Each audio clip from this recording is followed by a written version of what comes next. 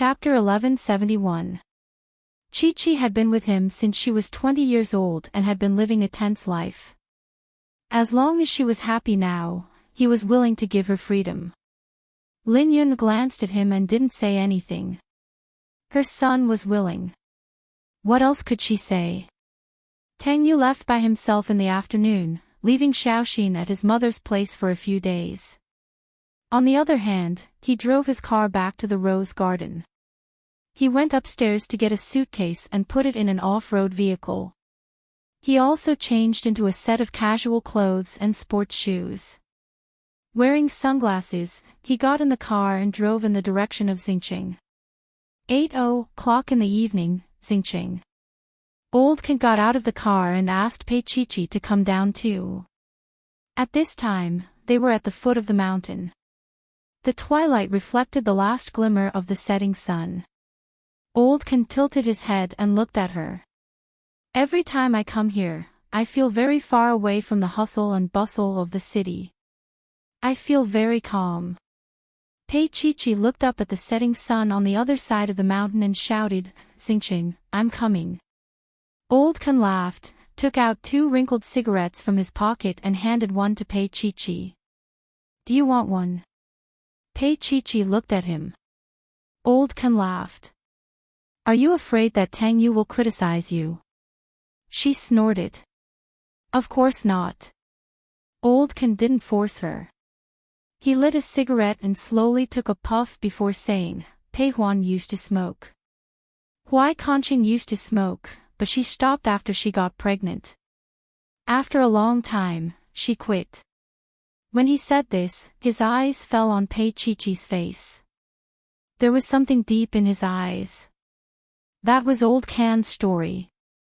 Pei Chi-Chi looked at Old Can, put her hand on his shoulder and leaned against his side. "It's good that you quit." She smiled. Old Can also smiled and stroked her hair. "Yes, it's good that you quit." He was talking about Su Mo. Su Mo was a shadow in his life that couldn't be erased, a secret that he didn't know, and a ray of moonlight hidden in his heart. It had been so long that he had forgotten what he should have forgotten. But occasionally, his heart would still ache. However, he could not tell Pei Huan about this. However, Pei Chi-Chi understood. Although she had forgotten everything. Pei Chi-Chi looked at Lao Can and smiled. "Are we staying at the foot of the mountain tonight?" Old Can nodded and pointed to the flat ground on the side. "Set up camp there." There were more than 20 people in their group, and they set up more than 10 tents. Lao Can arranged for Pei Chi-Chi and the 2 girls to stay together. The men worked while the women chatted and took pictures of the scenery at the foot of the mountain. The other 2 girls were both photography enthusiasts, his girlfriends. When they sat together in the tent, they looked at Pei Chi-Chi's bag of snacks and were stunned. Did she need to eat so many snacks in the past 10 days? One of them said unhappily, "Old Can, you have to carry it to death. If his Pei Huan finds out, she will definitely be very unhappy." His words revealed his closeness with Pei Huan. After all, Ken Mingzhu was quite famous, and Pei Huan was rich, so many girls fawned over them. Pei Chi-Chi smiled. "I don't think so." Although she said that she had forgotten everything, Pei Huan looked at her with an expression like a puppy looking at a piece of meat. She was very emotional. The other girl spoke up for the first girl. Any woman would be unhappy to see another woman ordering her husband around. Chapter 1172. Therefore, the way they looked at Pei Chi-Chi was different. Pei Chi-Chi wasn't a fool, so she could naturally feel it. Since they didn't like her, then, she pulled her bag and said with a smile, "It's fine if you don't like it." Those 2 were dumbfounded. They didn't say they didn't like it. Pei Chi-Chi lay on her little bed, playing with her phone and nibbling on the rabbit. Those 2 were so hungry that they swallowed their saliva, but there was nothing they could do. From that moment on, they decided to exclude Pei Chi-Chi, and they even secretly sent a message to Pei Huan, taking a photo of Pei Chi for her. "Sister Huan, you have to be careful." Pei Huan replied, "Ha ha ha, that's impossible." If it was possible, then Pei Chi must be blind. Tang Yu was such a superb man. No matter how old Ken looked at him, there was no way he could compare. However, those two didn't think so. They thought that Pei Huan must have been deceived by Pei Chi. They had to find a way to expose Pei Chi's true colors, so that Sister Huan wouldn't be taken advantage of. Therefore, the rest of the trip was subtle. Every 2 nights, they entered the mountains on foot. Old Ken carried Pei Chi's 10-kilogram bag, but he wasn't carrying the bag now, but the 2 million he had earned. Pei Chi followed him. Sometimes, when they went up the mountain, Old Ken would even carry her for a while.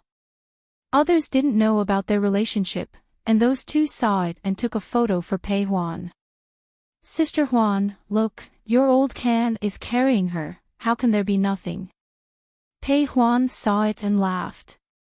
In the past, Old Ken and Pei Chi lived together, so what? But later, Pei Huan and Old Ken lived together, and because they were so crowded out, even the men could see it. Pei Chi, on the other hand, was happy. She could just ignore it. However, Lao Ken couldn't bear to see her suffer, so he grabbed her to stay with him and didn't avoid people. Chi was his little disciple and Pei Huan's younger sister. She was a few months older than Pei Huan, so it wasn't a big deal. Besides, they didn't have to worry about anything in the wild. Pei Chi was also reassured to stay in the same tent as Old Ken, but she first sent a message to Pei Huan, "Do you mind?" Pei Huan waved her hand generously. "Go ahead and sleep." Pei Chi lay on the small bed, laughing uncontrollably. Old Ken took a shower outside and returned to the tent. He put on some clothes and dried his hair. "What are you laughing at?" Pei Chi took out a bag of dried fish from her bag. "Pei Huan asked me to give you something to eat. This is for you." Old Ken took a look and swallowed a bag of dried fish in one gulp. "So little. Do you think I'm a kitten?" Pei Chi laughed. "Eat sparingly." Before going to bed, she poured out the snacks in her bag and carefully organized them, as if she was organizing some treasure. She then looked at the 2 big bottles of milk at the side and touched them carefully. These were all the love that Old Ken had given her. Time to sleep. She hugged her dried fish, spicy bunny, and slept soundly. Old Ken went outside for a smoke and reported the day's schedule to his wife, especially mentioning that he and Chi slept together. Pei Huan was very generous. "I believe in my husband." Suddenly, Old Ken was a little touched. Chapter 1173. Old Ken threw away the cigarette butt and wanted to go back to the tent to sleep. Suddenly, Old Ken's eyes stared blankly. He saw the rocks rolling down from the top of the mountain, slowly at first, then pouring down in torrents. His lips moved and then he shouted, "The mountain is collapsing." His voice was especially clear in the dark, like the wailing of ghosts and howling of wolves in the valley, echoing one after another. The sound of death was getting closer and closer. It was too late to run. Instead, they would be buried under the rocks. Old Ken quickly went into the tent and shook Pei Chi awake. "Chi, there's a landslide." Pei Chi was still a little groggy. Old Ken had already lifted the 2 large wooden planks from the ground and snapped them in half with both hands. The 4 pieces were put together to form a simple nest. He quickly pulled Pei Chi to lie down with him and dragged her snack bag and 2 large bottles of milk over. Just as they lay down, a loud sound came from above, accompanied by a huge pressure. First, the tent was crushed mercilessly, and then it sank down to the thick wooden planks below. Old Ken had thrown Pei Chi under him. Pei Chi only heard a muffled groan from him. Darkness slowly descended in front of them. Finally, the last ray of light was swallowed up. They were surrounded by rubble, leaving only this small space supported by old Kansas old Can. Her voice was a little shaky. She was afraid that something had happened to him. Old Can heaved a heavy sigh. I'm fine. He lowered his head and rubbed his chin against Pei-Chi-Chi's head. Chi-Chi, are you okay?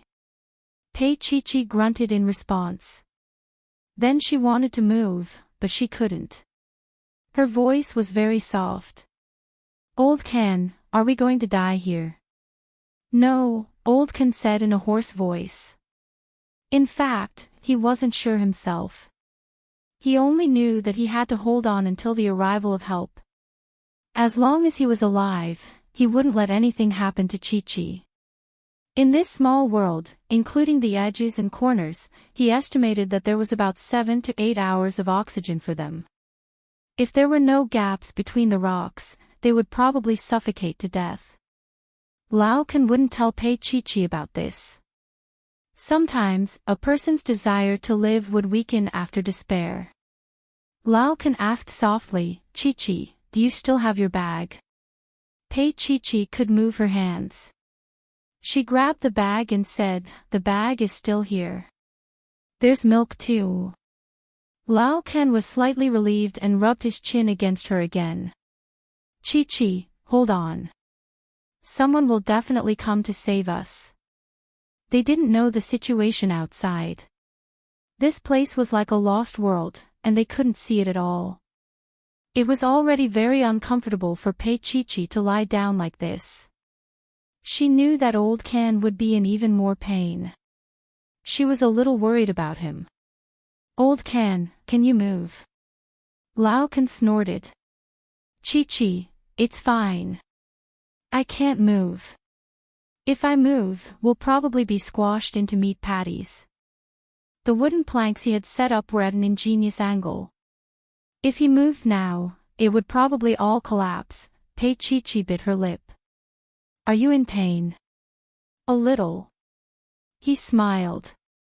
I'm fine. As the two spoke, they couldn't hear the sounds outside. Old Can secretly sensed that there was an air current coming in. He knew in his heart that God was merciful and didn't completely block this place. Chapter 1174. If the stones were to fall again, they might not be able to escape. Fortunately, there were occasional stones, but they were not concentrated. The surroundings gradually quietened down. It was late at night, and Pei-Chi-Chi was a little sleepy, but she did not dare to sleep. At this moment, she missed Tang Yu very much. If she died, she would never be able to see them again. Old Can's voice was hoarse but gentle. Chi-Chi, sleep for a while. I'll wake you up at dawn. Pei-Chi-Chi looked around. It was dark. How will we know when dawn arrives? Old Can forced a smile. Chi-Chi, hang in there. I'll know when dawn arrives. She was so tired that she fell asleep in Old Can's arms. But how could she really fall asleep? The occasional stones were enough to wake her up. Even after waking up, Old Can was still awake. She slept intermittently until dawn, when a ray of light shone through the cracks of the stones. At that time, Old Can was really relieved. He heaved a long sigh of relief and looked down at Chi-Chi. From his angle, he could only see her little black head. He called out softly, Chi-Chi. Pei-Chi-Chi woke up and responded with a Chi-Chi, can you open the bag with your hands? If you can, open the bag and take out 2 bags of snacks. Old Can panted as he spoke, and his body trembled. His teeth hurt. Pei-Chi-Chi's little hand reached over. Her body was pinned down by Old Can, and she could only move her arm slightly. Just like that, she slowly pulled the zipper open and took out 2 small bags from within. Be careful with your strength. Too much vibration will cause the stones above to fall down. Old Can said softly, and then he rubbed her little head with his bearded chin to give her some courage. Chi responded with a and tore the bag open carefully. She tried her best to reach for the snacks and fed them to Old Can. It was quite difficult, but Old Can still managed to eat them. He was only willing to eat one bag before letting her eat. I don't know how many days we'll be stuck here. Let's eat sparingly, he said gruffly, then looked down at her nibbling like a little mouse. After he finished eating, he felt that his stamina had improved a little. Lao Can gestured for her to open the milk bottle and took out a straw from his backpack. Both of them drank quite a lot. This bottle can last for 2 days, so let's drink as much as we can. Old Can calculated that 2 bottles could last them for 4 days. If Tang Yu came in time, they might be saved in 3 days. He could not help but feel lucky. If he was not with Chi, he might not have the confidence to be rescued. After Chi finished drinking, she asked Lao Can softly after a while, I need to go to the toilet. What should I do?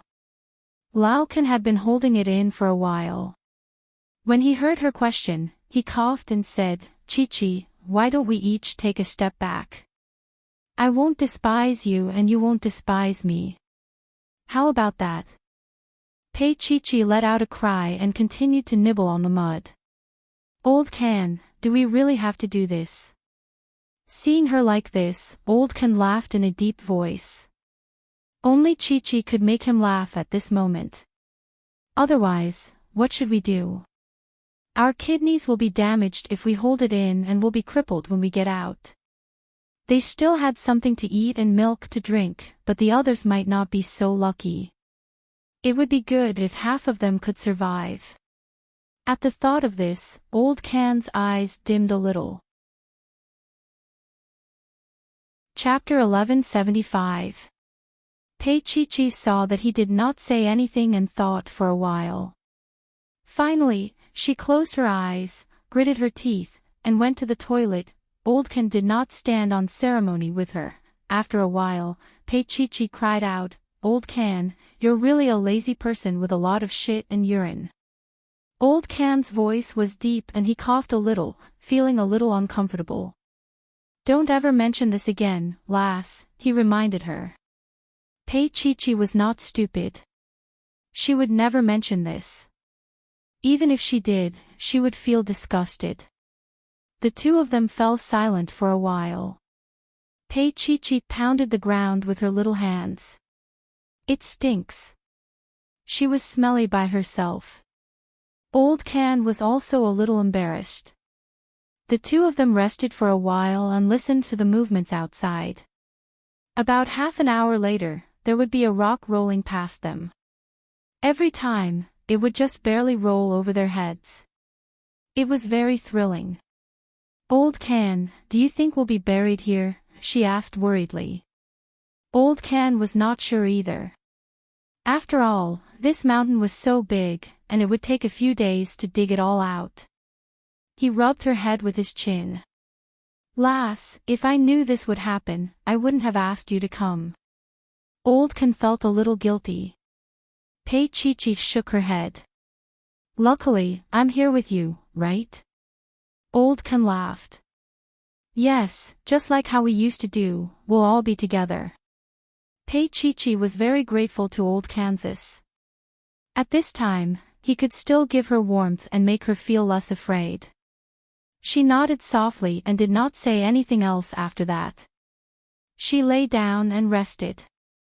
It was not until she could not stand the hunger anymore that she opened the snack bag and reluctantly took out a few bags of rabbit buns and shared them with Old Kansas. She gave Old Can a big bag of buns and ate a small bag for herself. After eating, she drank some milk to ensure her strength. It was very uncomfortable to be pressed down like this for a long time. Old Can suddenly moved his body up by about a centimeter. Chi, try stretching your body. Just a little movement will do. Chi did not dare to move as she was afraid that the rock would fall if she moved. Don't worry, I'm here to support you. If you don't move for a long time, your bones will die, he said calmly. Pei Chi only moved a little before she didn't dare to move anymore. She obediently laid down because she knew that if she moved a little, Lao Ken would have to expend a lot of energy. Lao Ken also carefully moved a little, but he only dared to move a little before he continued to lie on her back. Sometimes, when she was afraid, he would rub his chin against her little head and tell her that it was okay. He would tell her what time it was. Her phone rang a few times. The ringtone was from Tang Yu, but it only rang a few times before it stopped. The signal was probably bad. Both she and Old Ken were expecting it to ring again, but it never did. The sky darkened, and the sky brightened again. 12 hours, 24 hours, 48 hours. Just like that, time flew by. Although there was milk and food, he was getting weaker and weaker as he lay there all the time. Pei Chi-Chi's head was drooping down. Old Ken had asked her to get snacks a few times too. He was a little anxious and kept rubbing his beard against her. Pei Chi-Chi woke up and said softly, "Old Ken." Old Ken replied, "Yes, Chi-Chi. Can you still move?" She said yes and went to get it. But the moment her hand touched it, there was a sound of a rock rolling over her head. The wooden board above her head broke and pressed down on top of her head. Old Ken tried to resist it but to no avail. Instead, his arm was broken. Chapter 1176. Pei Chi-Chi felt a wave of pain, and then her mind was in a mess.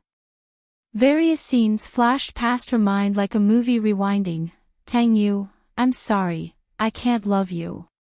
Pei Chi-Chi, do you still feel pain?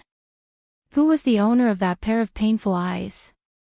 She shook her head, and her mind was in a mess. However, more uncontrollable images appeared in her mind, and that voice was especially clear. Chi-Chi, we're siblings. Tang Yu, I only want to be with you. I don't care if we're siblings or not, I only want you, I only want our child, I beg you, let her stay. Who was she pleading to? Was it her who was experiencing such a painful past? She wanted to hug her head, but she could not move at all. It was so painful that it was hard to breathe. It was not physical, but physical. Finally, there was a close-up of that pair of eyes. She retreated, and he wanted to pull her back. Chi-Chi. Don't go. She did not want to go, she did not want to go at all. She still wanted to stay and see who he was, however, she could not hold on any longer, and her body slumped to the ground. Lao Ken kept calling her name by her ear, but she did not respond to him anymore. Because of the rocks earlier, the last trace of light in this small world was blocked, and the air was getting thinner. Old Ken knew that if they could not be saved in another 2 to 3 hours, they would probably spend the rest of their lives in this place. At the foot of the mountain, Tang Yu had not slept for 2 days and 2 nights. His usually calm eyes were bloodshot. Meng Qingcheng and Xiao Ran rushed over. At this moment, he did not trust anyone, and they were the only ones who could understand what he meant. The whole mountain was buried by rocks, and he did not know where his Chi-Chi was buried. He had taken the helicopter and circled the mountain countless times, but he could not find any trace of her. He did not dare to move recklessly, because if he were to flip the rocks with such a huge commotion, it might cause another large-scale landslide, and that would destroy his Chi-Chi's last hope. Flip back a little more. He stared at the screen with his bloodshot eyes. Meng Qingqing scrolled to the front of the screen, slowly locked on and zoomed in. Tang Yu's gaze froze, and his breathing became erratic. He saw Lao Can's license plate. Old Can's car was buried and overturned, but half of the license plate was exposed. He remembered that number. Before leaving, Pei Chi-Chi pointed at Lao Can's license plate and said, Tang Yu, look. Lao Can's license plate is so funny. 588, Pei Huan must have asked him to do it. Tang Yu immediately strode out. Prepare 2 helicopters. Pei Huan was also there. She stepped forward with tears in her eyes and grabbed Tang Yu's sleeve. I want to go too. In the past 2 days, Pei Huan had lost a lot of weight and looked haggard. Lao Ken was her husband, and Chi Chi was her sister. She couldn't lose 2 family members at the same time. Tang Yu's gaze was fixed on her face for 2 seconds. Finally, he reached out and put his arm around her shoulder. Let's go. Pei Huan wanted to cry. She followed Tang Yu into the helicopter, while Meng Qingqing and Xiao Ran boarded the other one. Just as they were about to take off, the relevant authorities came to stop them. The higher-ups have instructed that this mountain cannot be taken lightly. On one hand, it's dangerous, and on the other hand, it will cause a disturbance. Tang Yu did not stop. He boarded the helicopter and looked at the people in uniform below. If you're so capable, shoot my helicopter down. The people looked at each other. How would they dare to do that? If anything happened to Mr. Tang, they wouldn't be able to compensate with their lives. Chapter 1177. Since they didn't dare to do so, they could only watch as the 2 helicopters rose into the sky. Tang Yu and Meng Qingqing personally piloted the helicopter. He switched on the satellite phone and dialed a number somewhere. Send 20 more helicopters. I need excavation equipment. Do everything you can to transfer them over. Old Can and Pei Chi-Chi weren't the only ones buried in the mountain. Therefore, if they wanted to dig, they couldn't go down the mountain. They could only transport the equipment from the sky.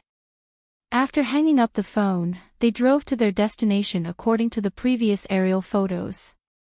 When they saw Old Can's license plate, Tang Yu's heart was in turmoil. Pei Huan's eyes were filled with tears. It's Old Can's car. Pei Huan murmured. She grabbed Tang Yu's arm and pinched it a little too deeply. Tang Yu's voice was a little heavy. Have you ever camped with Old Can? Pei Huan wiped her tears. A few times. Does he have any habit of camping? Tang Yu's helicopter hovered in the sky, looking for the best landing spot.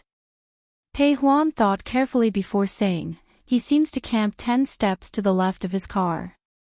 When he goes to the toilet, he uses his car to block the way. Tang Yu looked at the location and saw a small protrusion.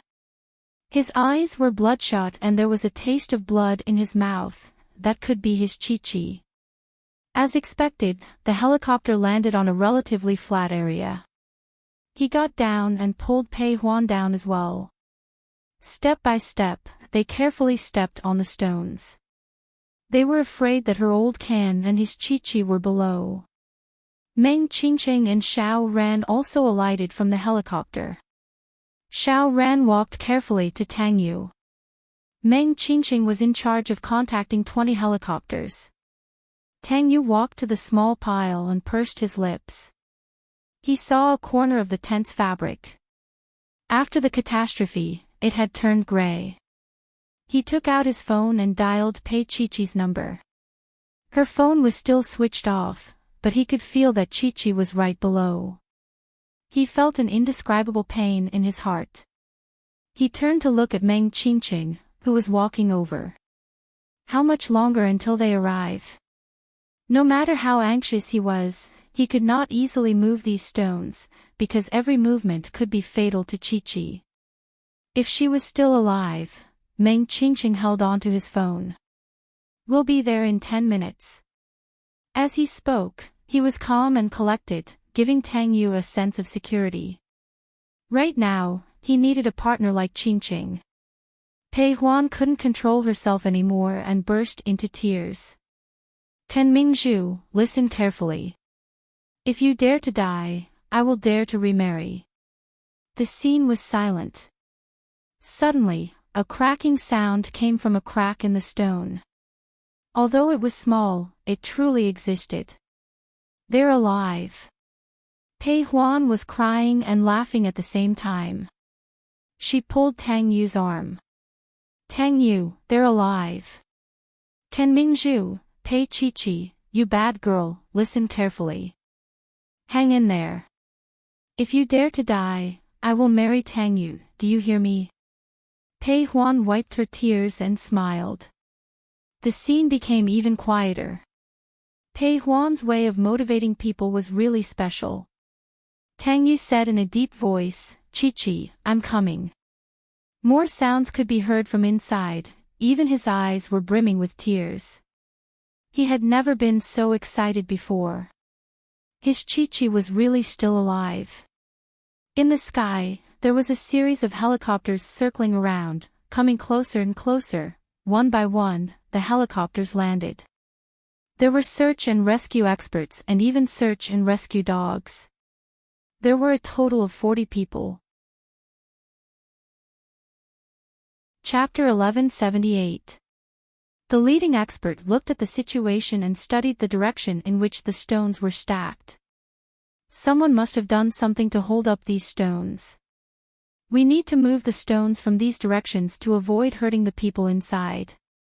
If we're not wrong, they should be below. Tang Yu hesitated for a moment and looked at him.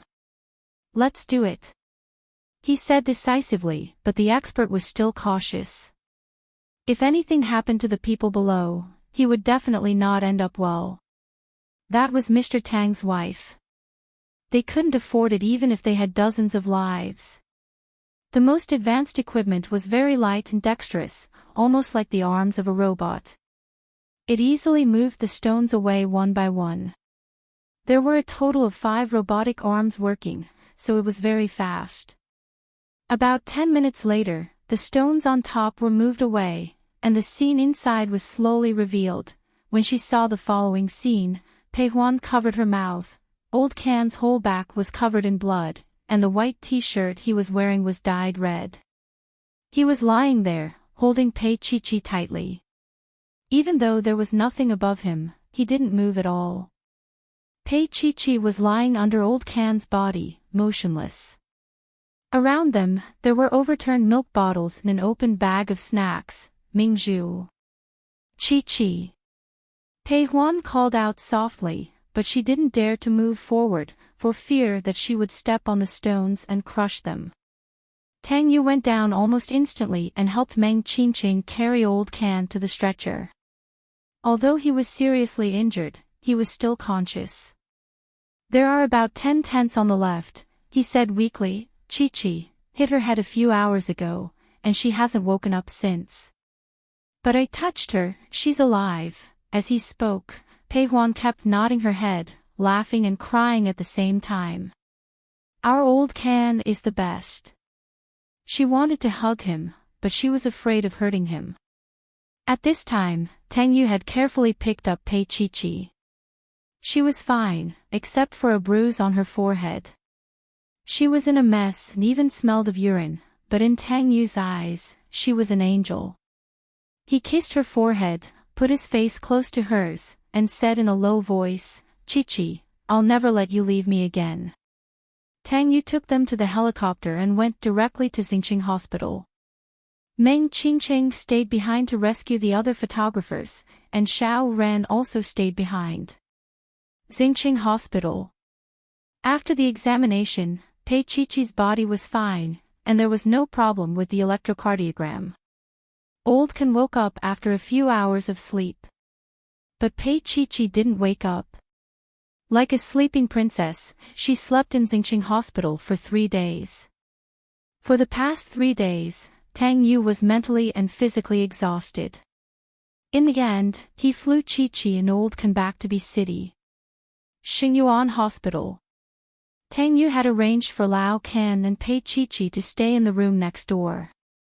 While he was guarding Pei Chi-Chi, Old Can was supported by Pei Huan to visit Pei Chi-Chi. Seeing that she was still asleep, Old Can shook his head. This girl must be too lazy to get up. Tang Yu sat there, his fingers gently touching Pei Chi-Chi's little face. She might be too tired. His heart ached when he dug up the stone, but he also knew that if it weren't for Old Can, his Chi-Chi might not be here anymore. Only Old Can and Chi-Chi survived from the group of more than 20 people. Chapter 1179. When he learned that so many people had been killed, Old Ken had cried, while Tang Yu and Pei Huan had been scared. If Chi-Chi had not stayed with Old Ken, would she have ended up like the others? Pei Huan reached out to hug Old Ken and said in a low voice, "This bad girl will definitely wake up." Old Ken replied in a low voice, "Yes, for sure." He and Tang Yu walked to the corridor outside. Old Ken had not smoked for a few days, and Pei Huan had been watching over him fiercely. At this moment, he was a little addicted to smoking. "Do you have a cigarette?" "I'll have one." Tang Yu gave him a cigarette and took out one for himself. He lit it up and took a puff. He looked up at the sky outside the window and said in a low voice, "I know she'll wake up one day, but I'm still worried." Old Ken patted him on the shoulder. "I understand how you feel." Tang Yu turned his head to look at him and also patted Old Ken on the shoulder. "Thank you for this time." Old Ken pursed his lips and sighed. "There's no need to thank me. Chi-Chi is like my younger sister, and she's also Pei Huan's younger sister." Tang Yu put his arm around Old Ken's shoulder and said in a low voice after a while, "I miss her a little. She was always in front of him, but she was always asleep." He felt a little lonely. He was also fragile. He also needed her to wake up and tell him that she was fine and that she was fine. Old Ken patted him comfortingly. "You're so fragile." Tang Yu smiled. Even heroes have a weakness for the charms of a beautiful woman. Old Ken also smiled. He smoked with Tang Yu and looked at the sunset outside. Another day had passed. Would tomorrow be better? In the ward, Pei Huan wiped Pei Chi-Chi's body with a warm towel. She was very careful and gentle. Perhaps because she had become a mother, Pei Huan was particularly sentimental. As she wiped her tears, she muttered, "Pei Chi-Chi, I can give you all the motherly love that my mom didn't give you in the past. Look, you're lying in Lao Can's arms. From now on, you're Lao Can's child. It's good to call Lao Can Dad. You can also call me Mom in the future. My little Can Xing's name won't be changed." As Pei Huan spoke, she wiped her tears. "Tell me, after experiencing so much, we're still together. Does God want us to live in a different way? Pei Chi-Chi, wake up if you want to bully me back." Pei Huan was quite tough at first. She even dared to talk about sleeping with Tang Yu. But as she spoke, Pei Chi-Chi still didn't change. She cried again. "Look at you. Why are you always lying here? I get worried too." A weak voice said, "Pei Huan, when did you become so useless?" Pei Huan was stunned. Then, she widened her eyes and looked at Pei Chi-Chi on the bed. Pei Chi-Chi's eyes were closed. Her face was still pale, but the corners of her mouth were slightly raised. Pei Huan was stunned for a moment. Then, she started crying. "Pei Chi-Chi, you damn child. You finally know that you're awake." Pei Chi-Chi closed her eyes and smiled. Then, she started coughing. Pei Huan's heart ached. She squatted down and patted her chest to soothe her breathing. She said in a reproachful tone, "You just woke up. Don't talk." Pei Chi-Chi finally recovered. She tilted her head and looked at Pei Huan. "You're too funny." Pei Huan cried and laughed at the same time. She was so happy that she didn't know what to say. Chapter 1180. Pei Chi-Chi closed her eyes weakly, but her hand grabbed Pei Huan. "Wait a minute." Pei Huan paused. Pei Chi-Chi smiled. "You used to sleep with Tang Yu, but you didn't get to sleep with him. Do you think you can sleep with him now? Won't Lao Can kill you?" Pei Huan was stunned for a full minute before she realized it. Tears quickly gathered in her eyes as she looked at Pei Chi-Chi. Her eyes were filled with uneasiness. "Chi-Chi, you remember. She didn't know if Pei Chi would remember her bad behavior in the past. She ignored her. Yes. I remember now. Little Pei Huan is quite bad. Pei Chi was still very weak and her voice was a little soft. But I'm more happy that she has grown up to be such a good person. Pei Huan was a little disappointed and nervous at first, but then she blinked her tears. Chi-Chi, Pei Chi closed her eyes. Don't tell Tang Yu. Pei Huan blinked again. She seemed to understand what Pei Chi meant. However, in order to take revenge, she told Tang Yu this when she went to tell him. Pei Huan ran over, panting, and saw Lao Can and Tang Yu shoulder to shoulder. From behind, they looked quite affectionate. She said softly, Chi-Chi is awake. Tang Yu's back was stiff. He slowly turned around and looked at Pei Huan. Pei Huan panted and nodded vigorously. She really is awake. But soon, she looked troubled. But it seems, her brain is not working well. Tang Yu let go of Lao Can and walked quickly into the ward. Lao Can walked to his wife and asked in a low voice, "What's going on? What do you mean by her brain is not working well?" Pei Chi had lost her memory once. How could she not be working well? Dumbfounded. Stunned. Like a 3-year-old child. Old Can glared at his wife, but Pei Huan glared back at him. What are you looking at? Go back and rest. Do you think I can't smell the smoke in your mouth? Old Can felt a little uncomfortable and exhaled. You can smell it. Pei Huan sneered. What do you think? Old Can chuckled. I just took a few random puffs. He hugged his wife and walked into the ward. Thinking about it, he smiled. No matter how stupid Chi-Chi is, Tang Yu still likes her. To be honest, when he and Chi-Chi were dug out that day, the scene must not have been very pleasant. The taste was probably also very sour. He saw that Tang Yu was hugging him like he was holding a treasure. This was true love. On the other side, Tang Yu quickly walked into the ward, walked to the door, and gently closed the door. His breathing was a little chaotic, and he was actually a little emotional at this moment. Pei Chi heard the sound and opened her eyes. She lay on her side and looked at him. The corner of Tang Yu's mouth turned up slightly. Chi-Chi. Pei Chi looked at him and pouted.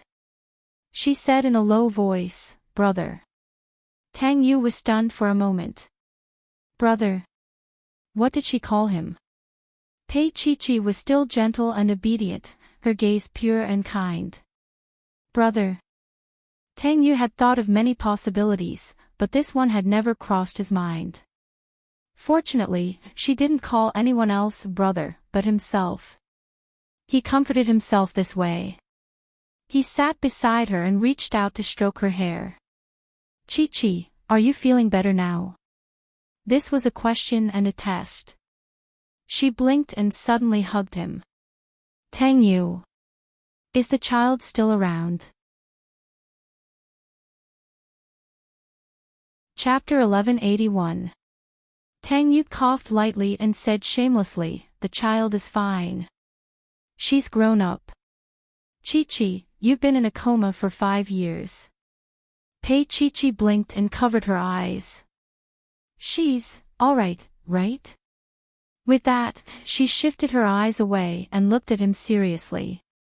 We're siblings. Is there really no problem with the child we gave birth to?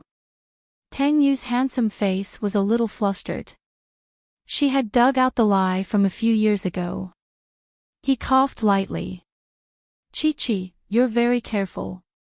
Pei Chi nodded and looked at him again. Her eyes were watery and looked especially small. Tang Yu hadn't hugged her for a few days. Now that she was awake and in such a state, his desire was aroused. He wanted to kiss her and hug her. Hence, he pushed himself to kiss her. Pei Chi didn't reject him. She lifted her face to receive his kiss. As his kiss deepened, her little hands wrapped around his neck. He slowly moved down and pressed her down on the bed. Tang Yu. Her voice was innocent and her gaze was as clear as water. The more innocent she was, the more he wanted it. Chi-Chi, relax. He coaxed her. Because there was nothing wrong with her body. Now that she was awake, she had returned to the past. Let the past be the past. She was still his Chi-Chi. Moreover, Chi-Chi, don't you know that you've exposed yourself? Tang Yu chuckled and kissed her lower and lower, his lips kissed her neck. He could feel the blood rushing in her arteries. She was as anxious as him and wanted it just as much as he did. Suddenly, she looked at him pitifully. Brother, what we're doing isn't right. Tang Yu stopped. He used both hands to support himself so that he wouldn't crush her. His gaze was deep. He bent down and kissed her little mouth again and again. Are you sure, Chi-Chi? I'm sure. She was probably afraid that he would go berserk and shamelessly hugged his waist. Tang Yu looked down at the little person in his arms and let out a long sigh. He knew that she was pretending, but she was putting in a lot of effort, so he played along. He was overjoyed. His Chi-Chi had remembered everything. But at the same time, he was worried that she would remember those sad memories and become unhappy. But he was thinking too much. The little person hugged his neck and called out happily, Brother, I want to go to the toilet. Tang Yu gave her a meaningful look before picking her up.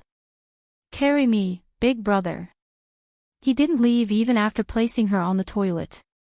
Pei Chi-Chi looked at him, we've always been like this.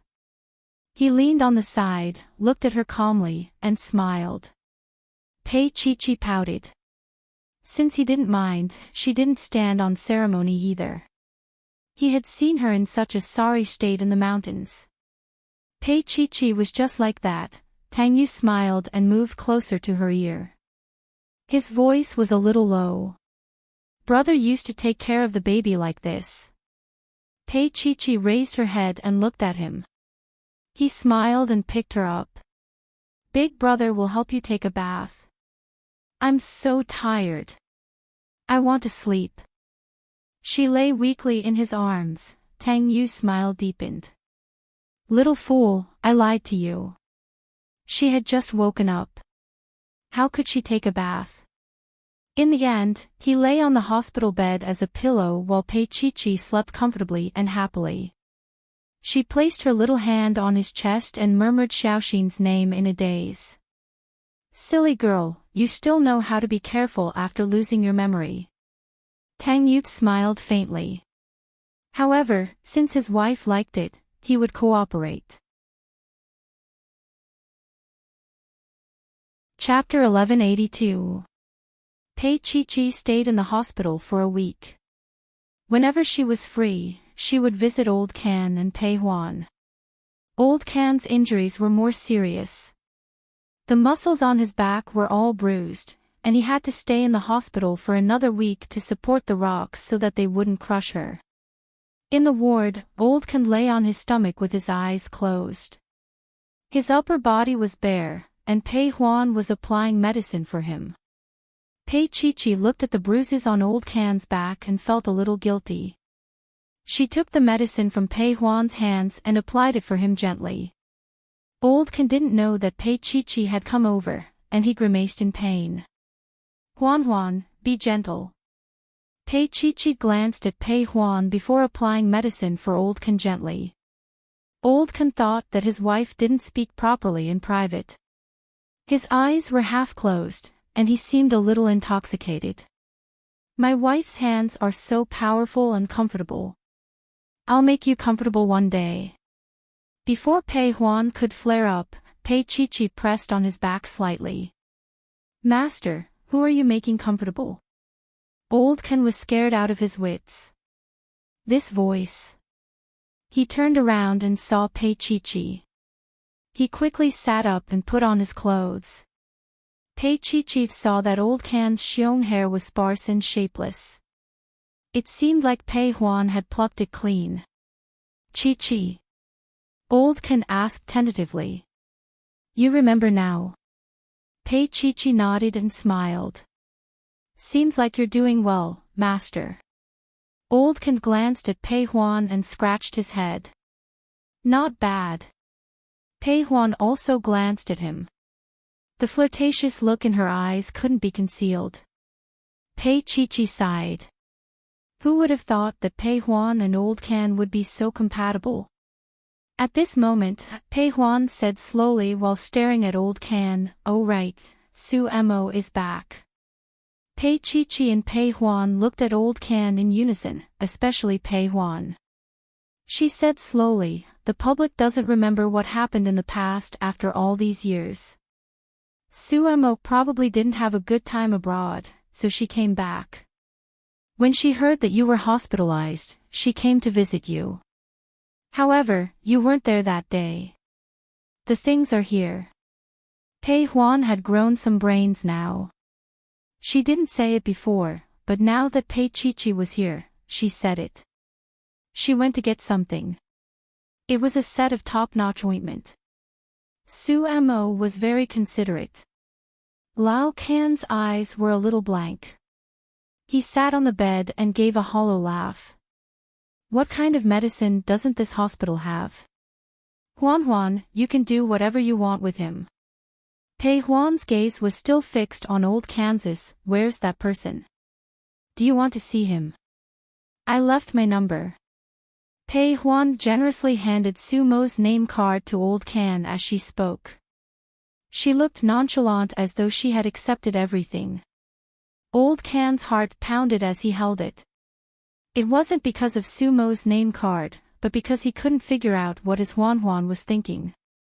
Would she run away with Conching in a fit of anger? He couldn't chase after her now that he was injured. You can see him if you want. I won't stop you. Pei Huan played with her fingernails. Old Can, you gave me my son and saved Chi-Chi. The Peis are indebted to you. It's up to you whether you want to leave or not. I won't stop you. Pei Chi-Chi pursed her lips and smiled. Pei Huan's mouth was really good now. She spoke like a cedar. Chapter 1183. Don't make fun of me. How can I compare to Su Mo? She looks like a little girl now. Pei Huan was telling the truth. Su Mo seemed to have been injected with some kind of injection, and she looked 10 years younger. However, her face looked awkward no matter how one looked at it. Old Can chuckled.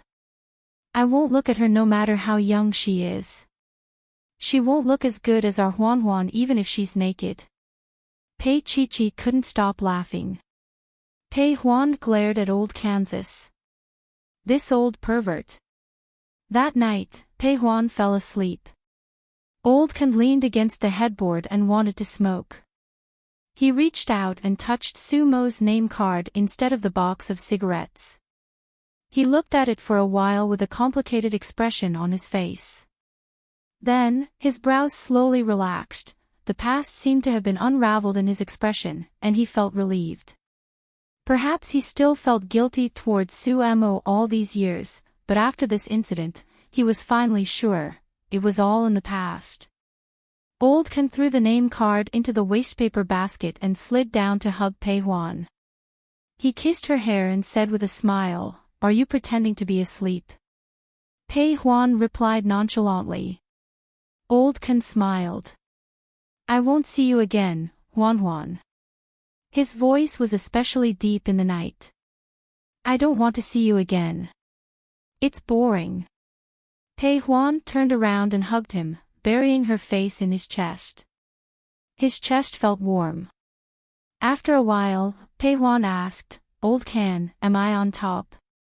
Old Can's breathing was hot, and he looked at her with eyes that seemed to be spewing fire. His voice was hoarse as he said, really? Pei Huan was the type who could fight, but she definitely wasn't the type to talk nonsense. She grabbed onto his xiong's fur and pulled it down. Lie down and don't move later. She patted Old Can's face. Or else it will hurt. Old Can was so excited, he immediately lay down and rubbed his hands. Honey, hurry up. At this moment, Suemo had probably become a bubble. Old Can only had eyes for his little vixen. The next morning, the cleaner came to check on the room and took away the 3 condoms that Old Can and Pei Huan had used in one night. There was also Sumo's name card in the wastebasket. The cleaners whispered in each other's ears. The man in the VIP ward was really amazing. He went into battle with an injury and did it 3 times in one night. Lao Can became famous after the battle at Xingyuan Hospital, and Pei Huan was also accused of having a strong desire for sex. Later on, Suemo came to the hospital again. Pei Huan generously allowed them to meet before she left. After all, Old Can only loved her. No matter how powerful Suemo was, she couldn't do anything to Old Kansas. After Suemo left, Pei Huan returned to the ward. The 2 women passed by each other with unfriendly gazes. Suemo couldn't accept it. She had missed out on a good man, a man who had loved her deeply, and Pei Huan had won Old Can's heart. When she was talking to Old Can kept looking outside the ward. Suemo was a smart person, so how could she not know what Old Can was thinking? Suemo finally gave up. She returned overseas and never returned to Bi City. Pei Huan told Pei Chichi that the 8-Nation Alliance army had finally retreated from the border. Pei Chichi couldn't stop laughing, but she still had to leave the hospital first. She was fine, so it wasn't good for her to stay in the hospital. Moreover, she missed Xiaoxin. Tang Yu picked up Pei Chichi and returned to the rose garden. Chapter 1184. She was willing to pretend, and he was willing to cooperate. He reached out to rub her long hair, and his voice was a little hoarse. Xiaoxin may be more enthusiastic in a while. She buried her face in his arms and laughed, calling him brother. This little fool, she was so good at pretending. When he was her brother, she hated him so much. How could she be so obedient now? Tang Yu reached out and patted the little fellow in his arms, and smiled. When they arrived at the rose garden, they got out of the car, and a fat little thing was wrapped around their feet. Pei Chichi held Xiaoxin, and the feeling in her heart was different. She had forgotten before, and only knew that Xiaoxin was her own child, but now it was different. She remembered how hard it was to get this child, and how difficult it was for her to make the choice on the day she married Tang Yu. She did not feel heartache at first, but the moment she saw Xiaoxin, all her emotions collapsed. She held Xiaoxin, and had a feeling of regaining what she had lost. Tang Yu reached out to pinch her little face, carried her upstairs, and carried her straight to the bed. Xiaoxin rolled on the bed, and was extremely happy. Tang Yu propped his hands on both sides of Pei Chichi's body, and his face was close to hers. His voice was a little hoarse. Chichi, do you still want to pretend?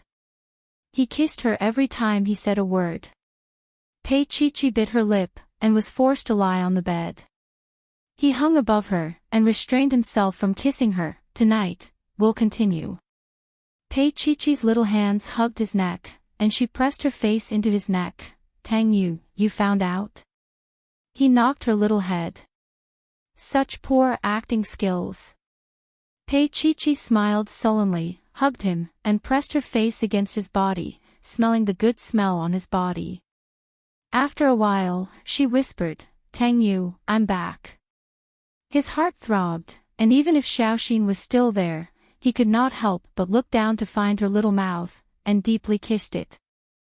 Their lips and teeth intertwined, and there was endless lingering.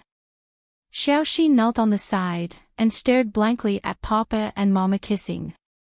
Papa seemed to be eating Mama. Eat. Xiaoxin suddenly burst into tears. So this is what eating is like. She did not want to be eaten by that little brother.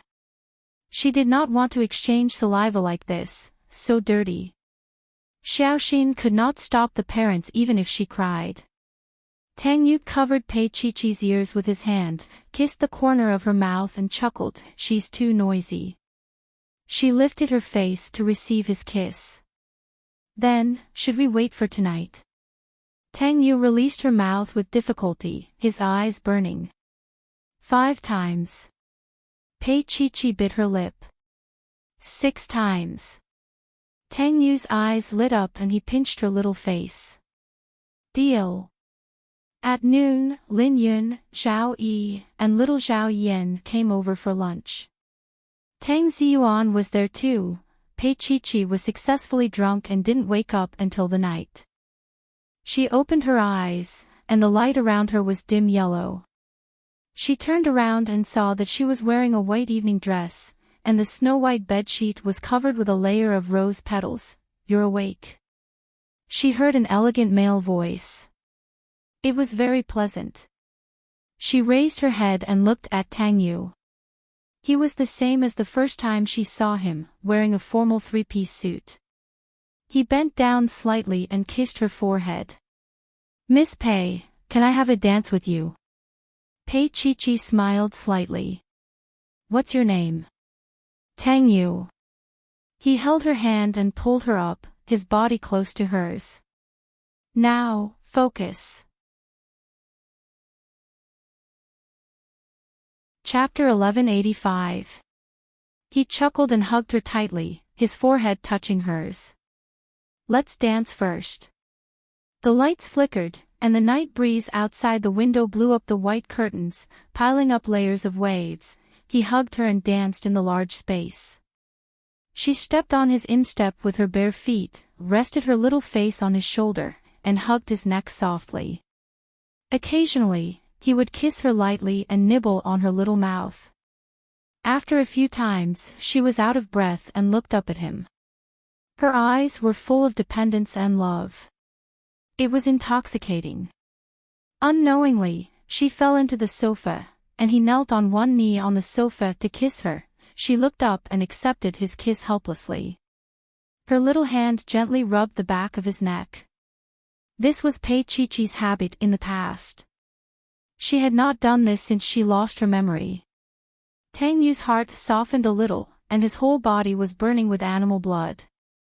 However, he still restrained himself from kissing her lightly, even though his body was already so tense that it hurt. He still insisted on taking it slow. Pei Chi-Chi nibbled on his lips, and her long eyelashes fluttered gently. She was infinitely shy and charming. "Tang Yu, what are you waiting for?" He raised his handsome eyebrows and looked down at the little person in his arms. After a long time, he chuckled softly. He raised his hand to look at the time, and his voice was a little hoarse. "It's 12:00 now. If we do it 6 times, it'll be around 7 o'clock tomorrow morning." As he spoke, he kissed her, and his voice was also warm. "Mrs. Tang, are you sure you can handle it?" Her little hand reached behind her and pulled back gently. Then, her body moved slightly. Tang Yu's breathing suddenly became hot. He squinted at the beautiful scene in front of him. Even though they had done it countless times, she rarely took the initiative like this, not to mention after she lost her memory. She was like a little piece of wood. Although it was interesting, there was always something missing. At this moment, Tang Yu realized that it was the combination of the soul and the body that was missing. He reached out and gently touched her red little mouth. "Chi-Chi, it might be very painful. Aren't you afraid?" She lowered her eyes, her long eyelashes trembling slightly, and there seemed to be flowing lights in her eyes. Tang Yu covered her eyes and kissed her fiercely. He pulled her out of the gown and pressed her tightly against his body. She was so delicate that even the most expensive material of his clothes seemed rough. Especially the contrast between black and white, it was so dazzling. Tang Yu's face was close to hers, and his voice was low and hoarse. "Chi-Chi, I might be a little rough. If it hurts, scream," she bit her lip. She would not scream. She hugged his shoulders with her little hands and said softly, "Be gentle." He was tormenting her very lightly, with a very wicked sense of humor. That neither up nor down almost drove her crazy. In the end, she was the one who begged him to be more rough. That night, he did not let her off either. For Tang Yu and Pei Chi, this separation was not just 10 days, but 2.5 years. How long had she lost her memory? How long had he waited for her? This moment was as moving as it was moving. Just like what Lao Can said, absence makes the heart grow fonder. Moreover, their hearts had been separated for so long, she wanted to end it, and she even climbed into his arms to please him. He had enjoyed it, but he still did not let her off. Chapter 1186. Early in the morning light shone through the glass, and the person on the bed was sleeping soundly. Tang Yu was lying flat with the quilt covering his waist. Pei Chi's little face was on his waist, and her little hands were holding his waist. Her long hair was scattered around, entwined. A small hand grabbed onto the door and stealthily entered the master bedroom. When she saw the clothes scattered all over the floor, she sucked in a breath of cold air. Oh my God! Papa and Mama were fighting again. Xiaoxin stood there and closed her eyes. His eyes were shut tight. She felt that the world was spinning, and her little fat hand held her head. Oh my God, she was going to faint. She must be calm. Papa must not have eaten Mama. Even if he did, he should have spat it out now. Xiaoxin opened her eyes and looked in the direction of Papa and Mama. Mama was still there, but she could not see below her waist. Could it be that Papa ate her? Xiaoxin tiptoed over, half squinted her eyes, and suddenly lifted the quilt. Then she opened her eyes wide, extremely shocked, and could not believe what she saw. How could this be? It was not Papa who ate her mother, but Tang Yu woke up. After looking down, he quickly covered himself with the quilt again, and said angrily, "Tang Share." As a father, he would only call her by her full name when he was the most angry. Xiaoxin's eyes flashed with tears, and she looked at her Papa with some horror. After a long time, Xiaoxin said pitifully, "Papa has been eaten." Then, in the future, if that little brother showed an expression of wanting to eat her, she could also eat that little brother. Ow! Xiaoxin felt that she was very smart. But now that Papa seemed to want to eat her, Xiaoxin immediately ran to the door, and the little white lace dress on her flew up. Tang Yu lay back heavily, and reached out to touch Pei Chi in his arms, and smiled helplessly. What should I do? I saw this at such a young age. As he spoke, he slid his finger over, and gestured to Pei Chi. Pei Chi had just woken up. She buried herself in his arms and felt ashamed to face anyone. Tang Yu chuckled and whispered in her ear, "She thought you ate me." She buried her little face in his embrace, her little hands pinching his waist. Her voice was coquettish as she said, "Don't say it, don't say it." Tang Yu chuckled in a deep voice. They were still together to begin with. Now that she was throwing a tantrum and stirring up a fire. Pei Chi stopped throwing a tantrum and stared at him in disbelief. Didn't he have a vasectomy? Why were their functions even more powerful than before? Her eyes were watery as she gazed at him softly. Tang Yu chuckled softly. He reached out to hold her in his arms and kissed her lightly. "I'll go do some recovery in a day." She was still silly. He paused for a moment before saying, "In the past, it was also to prevent us from being plotted against. If that happened, Chi, we might not be together anymore. Now, there's no need for that anymore. If you don't like me doing protection, I can choose not to recover." Pei Chi lay in his arms, and her voice was very soft. But this 10 years will affect fertility. Chi-Chi, are you going to give birth? He touched her little head with a doting expression. Actually, the doctor had told him that there was basically no problem with her body. It was not impossible for her to give birth if she wanted to. Chapter 1187. As he said that, Pei Chi-Chi hugged his waist. Tangyu, do you still want another child? His voice was a little low. Someone has to inherit Boyi and Jin Taihe. Chi-Chi, do you think Xiaoxin is up to the task? Pei Chi-Chi lay in his arms. Her voice was a little low. Tangyu, do you feel particularly tired? It's all right. His voice was gentle, and there was a subtle chuckle in it. No matter how much work there is, it won't be as tiring as last night. He was implying something. Pei Chi-Chi blushed. She hit his shoulder and glared at him. Tangyu chuckled softly. Then, he chuckled. Chi-Chi, let nature take its course regarding the child. Dr. May also said that she might not be able to conceive easily. Seeing that she didn't object to it, he decided to go for a recovery and leave the rest to fate. Pei Chi-Chi hummed in agreement. She placed her little face in his arms and hugged his waist with her little hands. It would be good to raise a child like Xiaoxin from a young age. It had to be said that Pei Chi-Chi was quite hopeless.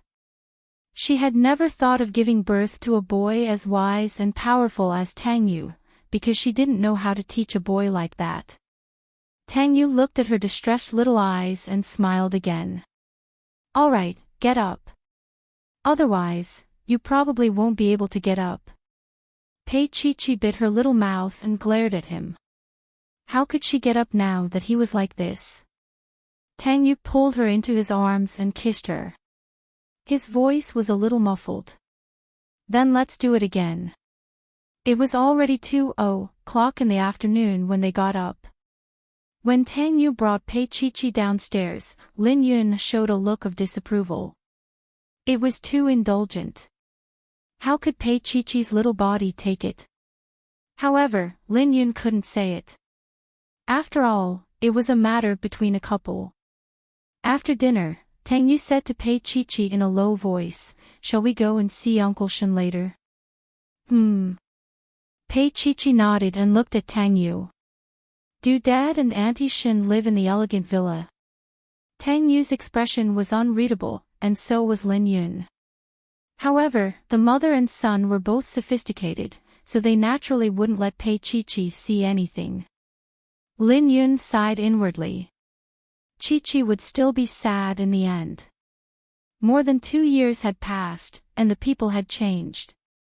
At 4:00, Tangyu drove Pei Chi-Chi out. She sat in the passenger seat and looked happy. My dad knows I'm back, right? With that said, she lowered her head and said like a little girl, he didn't even come to see me. He must not know that I have regained my memory. With that said, she smiled and grabbed Tangyu's arm. Let's go buy my dad's favorite tea, okay? He will be very happy to see it. But you can't make me drink anymore. Every time, Tangyu would deliberately make her drunk and then take advantage of her. She knew his tricks very well. Tangyu turned his head to look at her and said heavily, okay. He still went to a famous tea shop and picked a box of good quality red robe. When he put it in the trunk, he looked at her and suddenly said, Uncle Shen doesn't live in the elegant villa now. Pei Chi-Chi was stunned for a moment. Then, she smiled reluctantly. Where does he live then? Did he go abroad? However, she felt a little uneasy, as if the real situation was worse than she thought. She got into the car again and didn't ask any more. Instead, she looked in the direction of the road sign.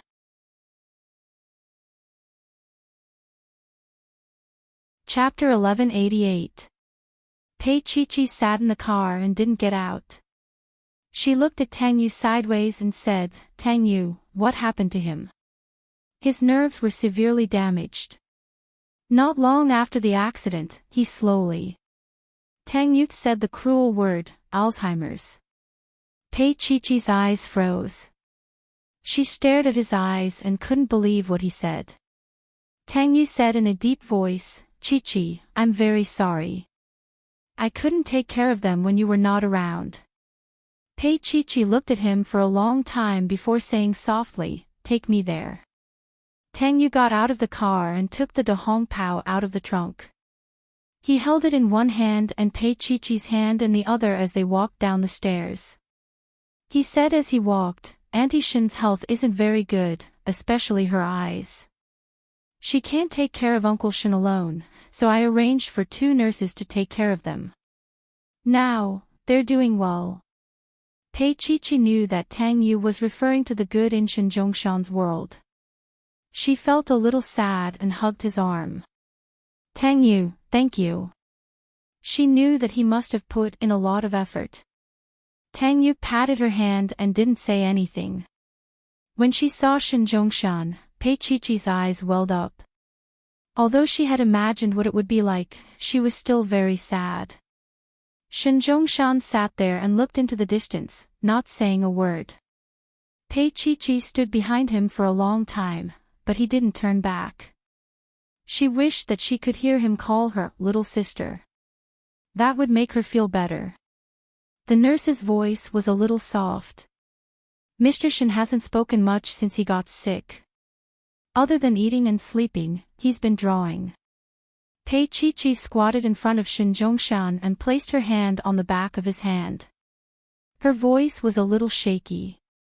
Dad, I'm back. The warmth on the back of his hand made Shin Zhongshan slowly turn his head. He looked at Pei Chi-Chi and his lips moved, but he didn't say a word. After a while, Shin Zhongshan suddenly opened his mouth again and shouted with difficulty, draw, draw. The nurse hurriedly took the painting he usually drew and showed it to him. She coaxed him patiently, look, the painting is here. Shin Zhongshan's hand touched those paintings. His movements were a little stiff, as if he was touching some kind of treasure. After a long time, he looked up at Pei Chi-Chi, and raised his fingers with difficulty. Pei Chi-Chi rested her face on his knees and let his fingers fall on her face. Shin Zhongshan's fingers slowly moved across her little face. Later on, he was very anxious, as if he was looking for something. Pei Chi-Chi's lips trembled. Dad. Shin Zhongshan's body trembled. Then, he shook his head as if he was thinking of something. He shook his head again and finally let go of his hand. He stared blankly at Pei Chi-Chi. I'm Chi-Chi. Her fingers stroked the pages of drawings.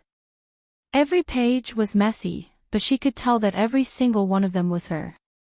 Even in this state, Shin Zhongshan was still thinking about her. Maybe it was because of her disappearance that his condition worsened and brought it forward. She grabbed his hand and let him put his palm on her little face. Shin Zhongshan's eyes suddenly welled up with tears. He spat out a word with difficulty, cry. After a while, he said softly, don't cry. Chapter 1189. Pei Chi-Chi reached out and hugged him. She wanted to cry, but she was afraid that he would be sad. She hoped that he would be happy and forget about everything. Shin Zhongshan's movements were very slow. He looked down at the girl on his lap, and there was a hint of gentleness in his eyes. Perhaps it was because he knew that she was the one he had been waiting for. Shin Zhongshan's fingers patted her back stiffly. His voice was very soft, so soft that it was almost inaudible. But Pei Chi-Chi could still hear it. He was telling her not to cry. He was coaxing her, telling her to be good. She closed her eyes, but her tears did not stop. She hoped that Shin Zhongshan's condition would improve after seeing her. But the doctor told her that it was impossible, because this was the best outcome for Shin Zhongshan. Pei Chi-Chi was disappointed. She was back, but Shin Zhongshan did not understand why she called him Daddy again. Later, she saw Mrs. Shen again. Mrs. Shen's eyesight was so poor that she could barely see anything. She could only tell from the sounds outside that someone had come in. The nurse said softly, "It's Mr. and Mrs. Tang." Mrs. Shen looked up and was stunned. She mumbled, "Which Mr. and Mrs. Tang?" Tang Yu squatted in front of her and said in a low voice, "Auntie Shen, it's me. Tang Yu. Chi-Chi is back. I brought her here to see you." Mrs. Shen began to tremble. She stared at Tang Yu blankly, then shifted her gaze to Pei Chi-Chi. She couldn't see the person clearly, only a dark shadow. "Is it Chi-Chi?" Mrs. Shen cried. She was very sad. She had not cried like this ever since her eyes were damaged. Tang Yu said that if Pei Chi-Chi was back, would his daughter, Shen Lian, be less sinful? Pei Chi-Chi held her trembling hand and said softly, "It's me." Mrs. Shen held her hand back. In the past few years, Mrs. Shen had become thinner and thinner. Her fingers had become so thin that there was only a layer of skin on them. When she held Pei Chi-Chi's hand tightly, it was painful. However, Pei Chi-Chi only felt pity for her. She used to be so plump, but now she had become like this. She couldn't say that it was all Shen Lian's fault. Back then, if it wasn't for Zhao Ku, perhaps they wouldn't have today. Mrs. Shen was very strong. She gripped Pei Chi-Chi's hand tightly. Her eyes were not focused on Pei Chi-Chi's face, and her voice was hoarse. "Chi-Chi, I beg you to talk to Tang Yu. Let Shen Lian go, please." Pei Chi-Chi was stunned. She slowly turned around to look at Tang Yu, but she didn't make a sound. Tang Yu's expression was a little complicated. After a while, he said softly, "Okay." Pei Chi-Chi was even more shocked. She looked at Tang Yu with a questioning look on her face. Meanwhile, Mrs. Shen burst into tears. After they went out, Pei Chi-Chi sat in the car and asked softly, "Where is Shen Lian?" Tang Yu's fingers were on the steering wheel. After a long silence, he turned to look at Pei Chi-Chi and said, "She's crazy." She still looked at him and didn't say anything for a long time. Tang Yu said slowly, "Aunt Shen is like this because of Shen Lian, but I won't be soft-hearted." "Where is she?" Pei Chi-Chi asked with difficulty. Tang Yu took a cigarette from the console, put it to his lips, and lowered his head to light it. After a long time, he said softly, "She's in this nursing home, but she'll never be able to step out of that room." Chapter 1190. And the reason why Tang Yu did not allow them to meet was because Mrs. Shen might let Shen Lian go if they met once. "I'm not heartless." Tang Yu rolled down the car window to prevent her from breathing in the secondhand smoke. He exhaled a long puff of smoke and said slowly, "Uncle Shen's previous plan was to bring Shen Lian to settle down abroad. Now I want them to be together, and it can be considered as fulfilling Uncle Shen's wish. There's another option, which is to send Shen Lian to prison. But in that dark place, if Shen Lian went there, she would have died long ago." Tang Yu paused. "Chi-Chi, don't beg me. If it wasn't for Uncle Shen, I would have killed her directly." That day was an eternal nightmare for Tang Yu. The way Chi-Chi looked back at him broke his heart. Pei Chi-Chi's heart was wet. She looked at Tang Yu and did not say a word. She was not a soft-hearted saint. That day was also a nightmare for her. When Shen Lian's knife was placed on Xiaoxin's neck, she felt that she could die from her heart beating too fast at any time. Tang Yu finished smoking the last cigarette and leaned his head against the back of the chair. He smiled bitterly. "Chi-Chi, do you know why you were spared, and your nerves were not damaged like Uncle Shen and Shen Lian?" Pei Chi-Chi looked at him. "Because when you fell into the sea and were fished out, your stomach was this big. It was equivalent to having your stomach pumped." He patted her. "It was a blessing in disguise." Pei Chi replied with an "oh" and was a little dumbfounded. Chi, I will never let you leave me again. He stroked her hair. Go to work at my company. She looked at him with a surprised and puzzled expression. I asked Xiao Ran to add a small desk in the office. In the future, you will be my... He said a few words. Personal assistant. Her voice was soft. What about Meng Qingqing? Tang Yu smiled lightly. Qingqing might be very busy these days. She looked at him. Tang Yu threw the cigarette butt away and patted her hand. I think he might propose to Xiao Ran soon. Propose? Pei Chi's eyes widened. But they don't seem to be together. I saw them sleeping in the same ward in Xingqing. He held her hand and laughed at her foolishness. Xiao Ran sprained her ankle in Xingqing and stayed there for 2 days. He accidentally found out that they were living together. Qingqing had probably thought it through, but he didn't know if Ran had forgiven him. Pei Chi was still looking at him blankly.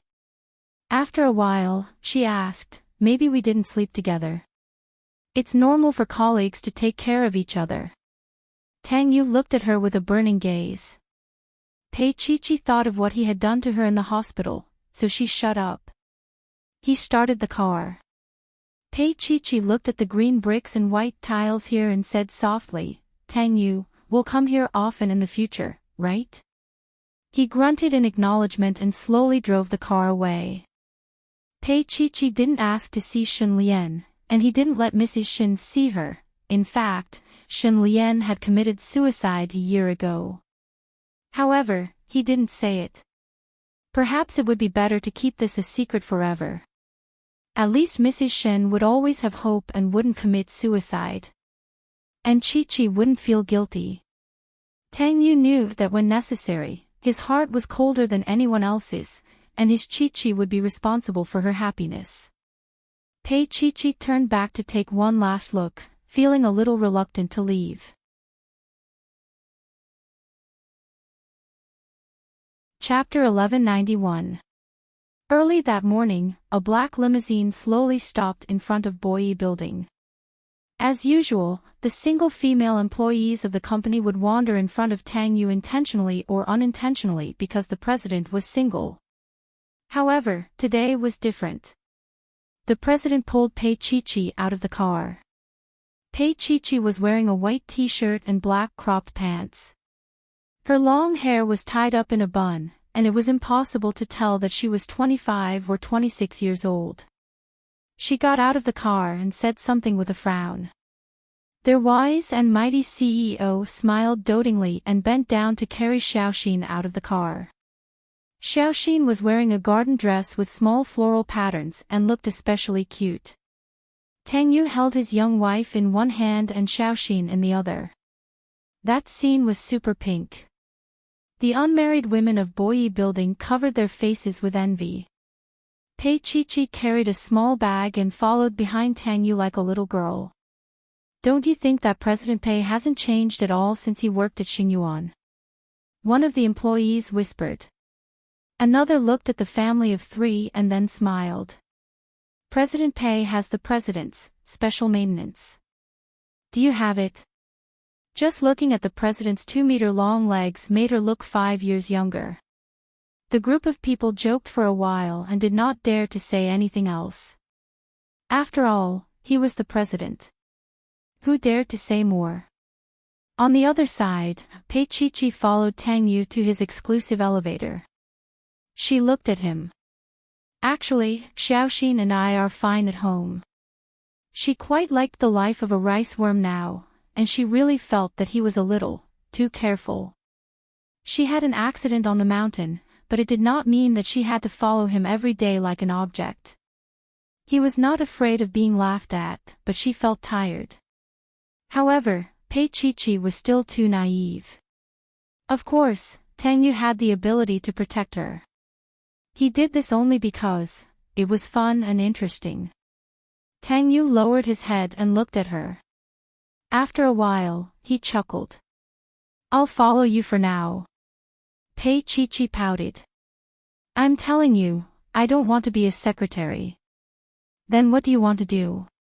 Tang Yu chuckled. Pei Chi snorted, anyway, it's not love. Tang Yu glanced at Xiaoxin, then looked at Pei Chi, and held his forehead helplessly. His Chi was getting more and more daring. However, Tang Yu didn't correct her in front of Xiaoxin.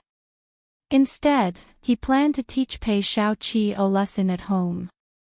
The elevator door opened, and Xiao Ran was standing outside. Xiao Ran smiled. President, Chi. Pei Chi greeted Xiao Ran with a smile. She clenched her fist and placed it on the back of Tang Yu's waist. She gritted her teeth and said softly, You said Xiao Ran applied for leave. I said it's possible. Tang Yu held her little hand and didn't let her act wildly.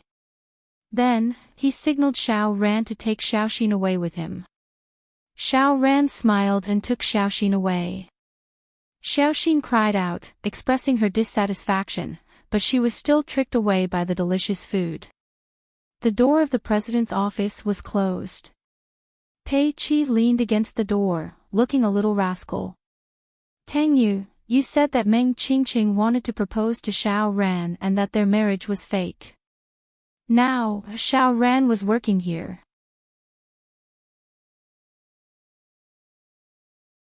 Chapter 1192. Tang Yu said with a smile, Chi, are you looking forward to getting married again? She was too ashamed to get married again. Pei Chi turned her face away and bit his palm angrily. He chuckled and let her fool around. When she was done, he said softly, I don't mind proposing again. Pei Chi looked up at his serious face.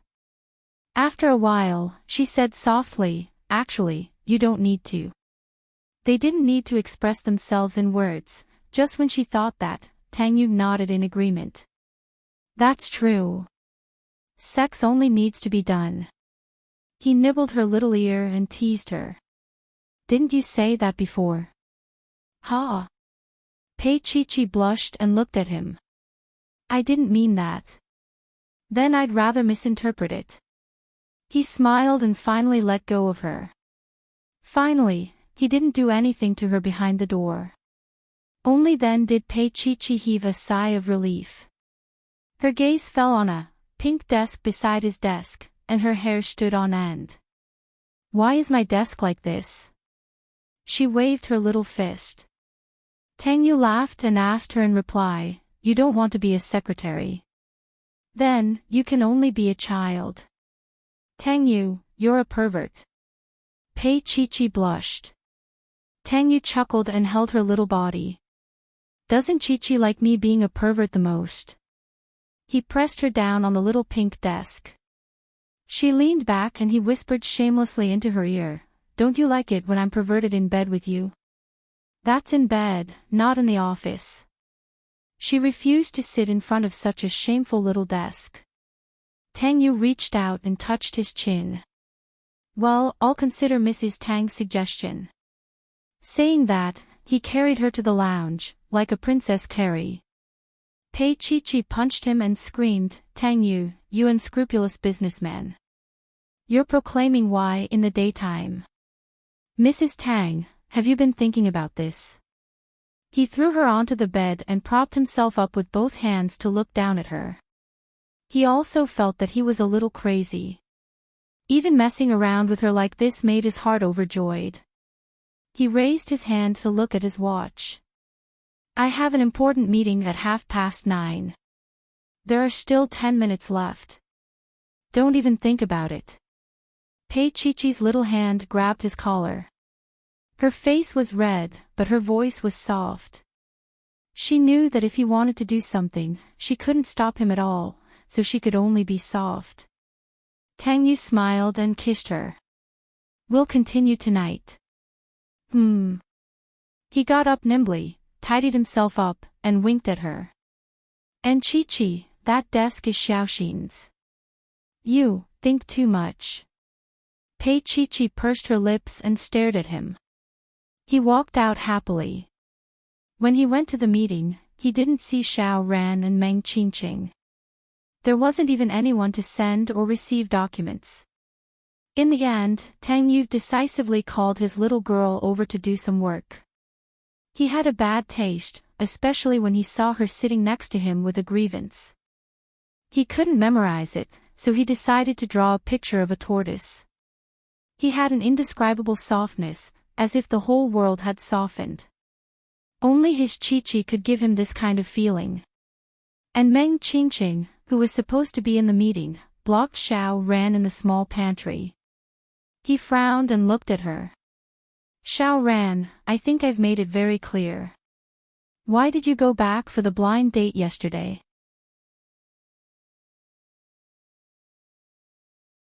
Chapter 1193. Xiao Ran leaned against the wall and looked out the door. Someone could come in at any time. Meng Qingqing noticed her gaze and closed the door casually. The sound was not soft, at least the staff outside saw that Secretary Xiao and Assistant Meng were locked in the pantry together.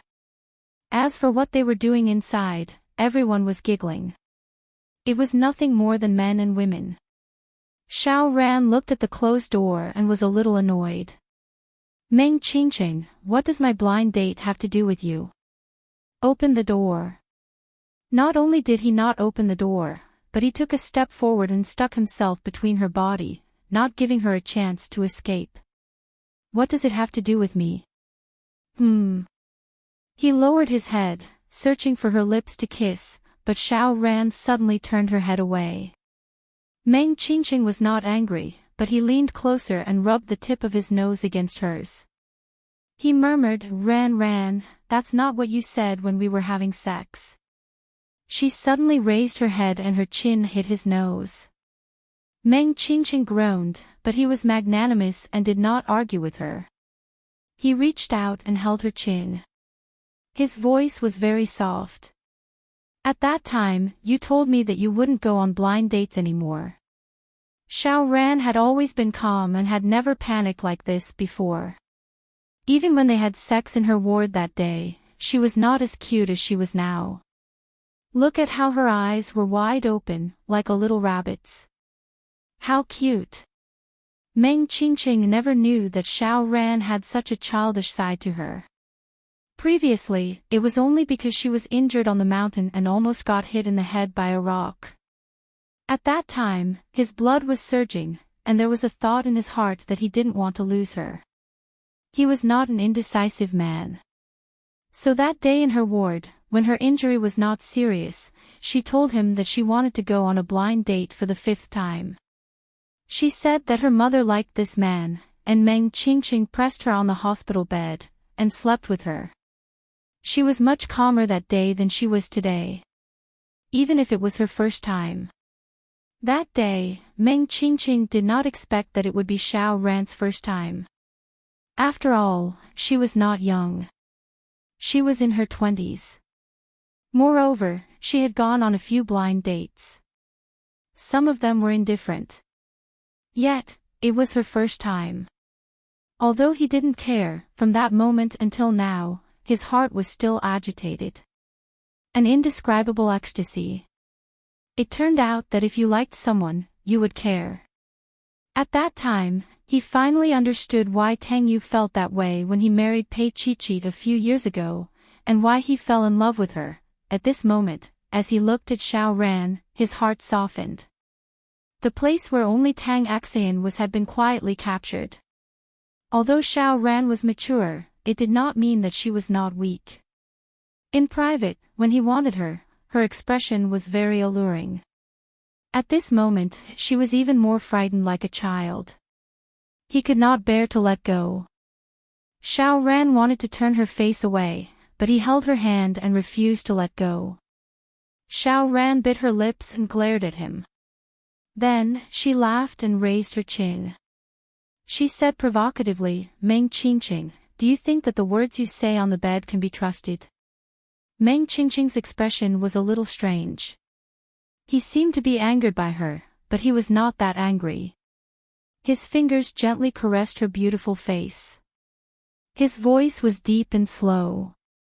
Ran, do you think that the words you say on the wall can be trusted?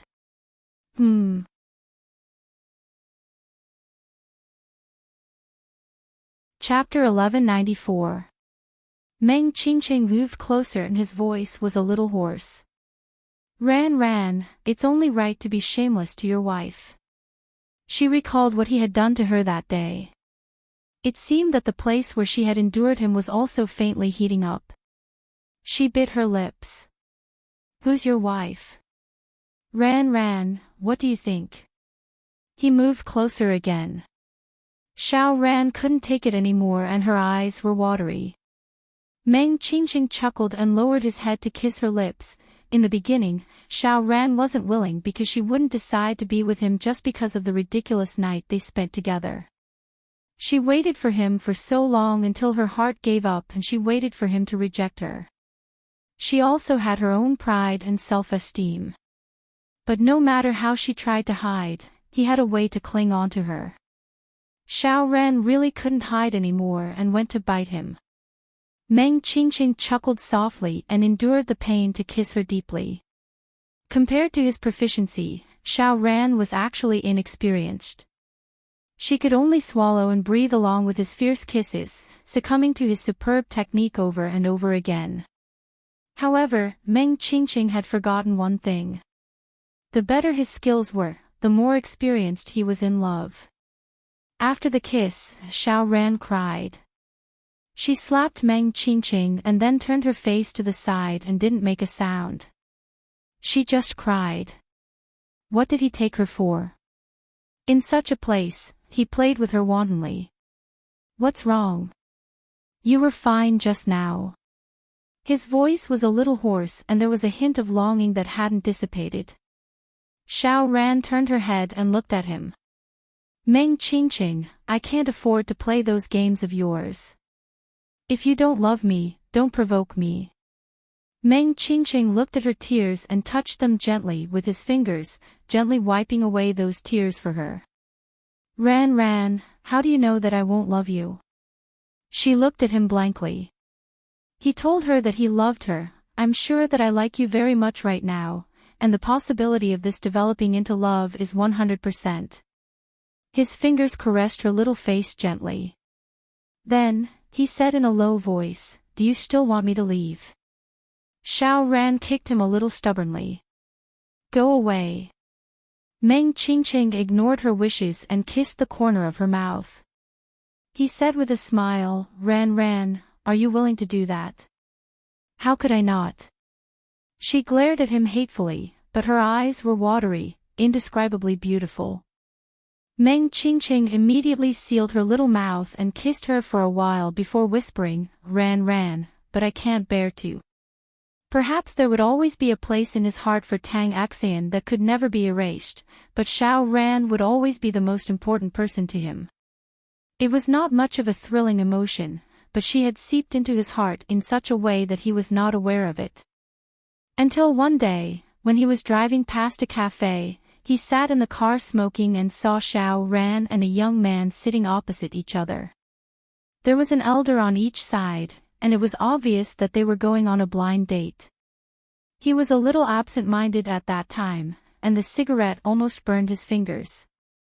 Only then did he remember that she had said that she was going on a blind date. He gave her his blessing and said that he wished her success. But now that he saw it, he drove the car to the parking lot outside the cafe and parked it. He sat in the car and looked in her direction, watching her struggling to deal with the man. In Meng Qingqing's eyes, the man was too young and inexperienced, and he was not worthy of Xiao Ran.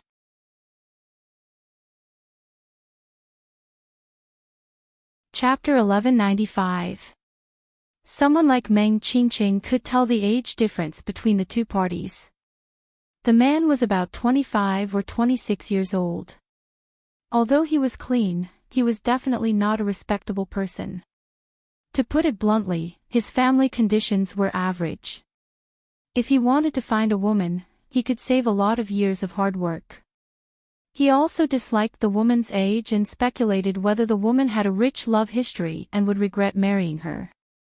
Meng Qingqing sat in the car and watched quietly until the man's elder forced a smile and left with Xiao Ran's mother.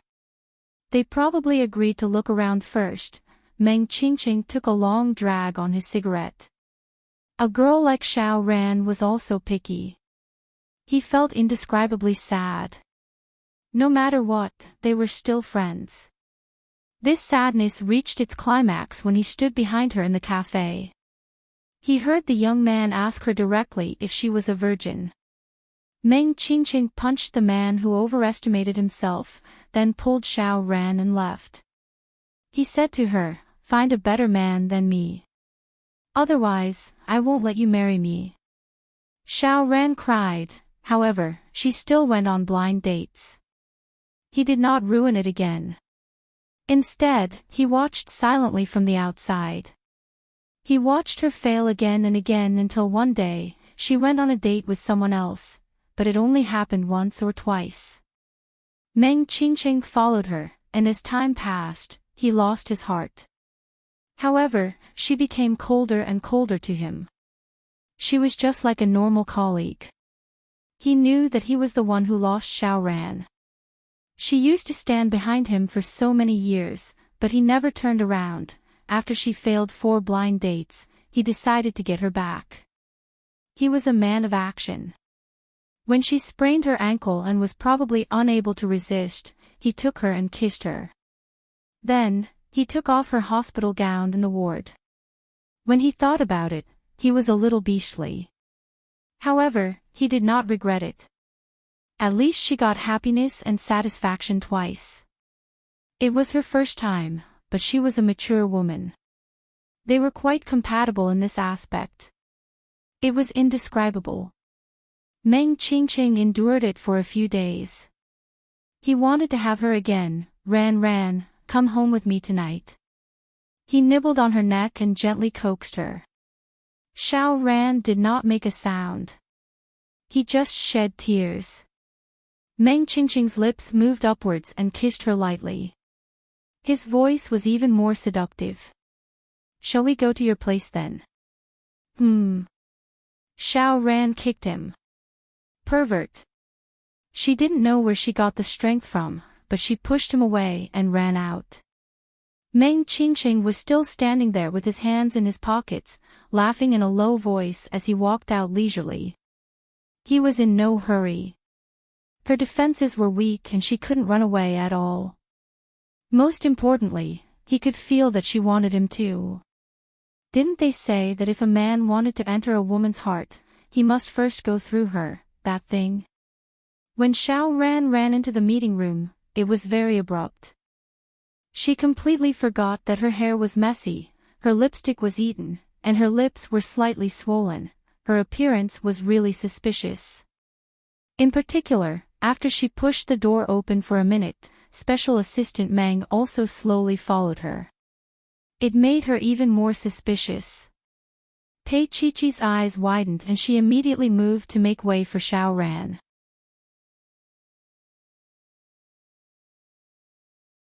Chapter 1196. Other than the boss, no one else could be so righteous even though he was using his official position for personal gain. Meng Qingqing smiled and said, "Thank you, CEO." After that, he dragged Xiao Ran away in broad daylight. Tang Yu looked at the stunned executives in the room and smiled. "Let's continue the meeting." He knocked on the dais Pei Chi-Chi again. "Secretary Pei, take notes. Don't keep drawing tortoises." There was a burst of laughter. Pei Chi-Chi looked up at him with an indescribable expression. However, Tang Yu was in a good mood. He looked at her and said in a light voice, "Focus." The executives all vomited blood. The Qing dynasty was gone. Boyi had become a place for the CEO to talk about love. So shameful. So shameful. Forget the shame. Pei Chi-Chi looked at Tang Yu with a strange look in her eyes. Tang Yu could still calmly continue the meeting. As the days passed, the executives of Boyi expressed that they had been fed so much dog food by their big boss that their salary was nothing. the company's annual magazine even boldly used a title, "So, this is the kind of CEO you are." The article listed the classic sentences that Tang Yu used to spoil his wife. Every sentence made people feel that spring had come and they should start a relationship. However, only Pei Chi would feel that spring was actually quite hard. Spring represented sowing. In the middle of summer, Meng Qingqing finally settled the matter with Xiao Ran's mother. It only took a month for them to get engaged and married. In Meng Qingqing's words, a long night is fraught with dreams. Old Can and Pei Huan's son, Ken Xing, finally changed his name to Ken Yu. Lin Jinrong got married, and it was said that Mrs. Lin and Pei Chi looked similar. As for the details, Pei Chi didn't take a closer look, nor did she want to. She believed that Jinrong wouldn't. Everything was just a coincidence. On the way back from the wedding, Tang Yu and Pei Chi sat together in the back seat. Tang Yu was a little drunk. He leaned his head back and loosened his tie, but he still felt a little hot. He grabbed her hand, his voice a little hoarse. "Chi, unbutton my shirt." Pei Chi nodded obediently and leaned into his arms to unbutton his shirt. She was wearing a blue evening gown tonight and was lying in his arms like a little elf. Just by looking at her, Tang Yu felt a little hot. He reached out and caressed her little face. "Chi, what do you think about tonight? What thoughts can I have?" She pouted and her hands were not idle. "Mr. Tang, you can tell me your thoughts first." He closed his eyes and chuckled lowly. He caressed her little face. "What else could I think? I just want to know how Mrs. Tang feels about your first love getting married." Pei Chi bit his lips angrily. "It's not the first time." When she said that, he suddenly recalled a distant memory. That time, when Jinrong and Pei Huan got married, he and Chi had just gotten together. But that time, it was purely a business relationship. It seemed like that night, when he wanted her for the second time, in the car, he ignited a fire. Tang Yu's body heated up as he thought about it. He looked at her little face without batting an eyelid. He chuckled. "No matter what, it's only Jinrong's second time." "Pei Chi, how many times have you been married?" Pei Chi was about to explode. "Tang Yu, do you dislike me?" "Of course not." He held her in his arms and smiled. "I'm just afraid that you'll have a comparison."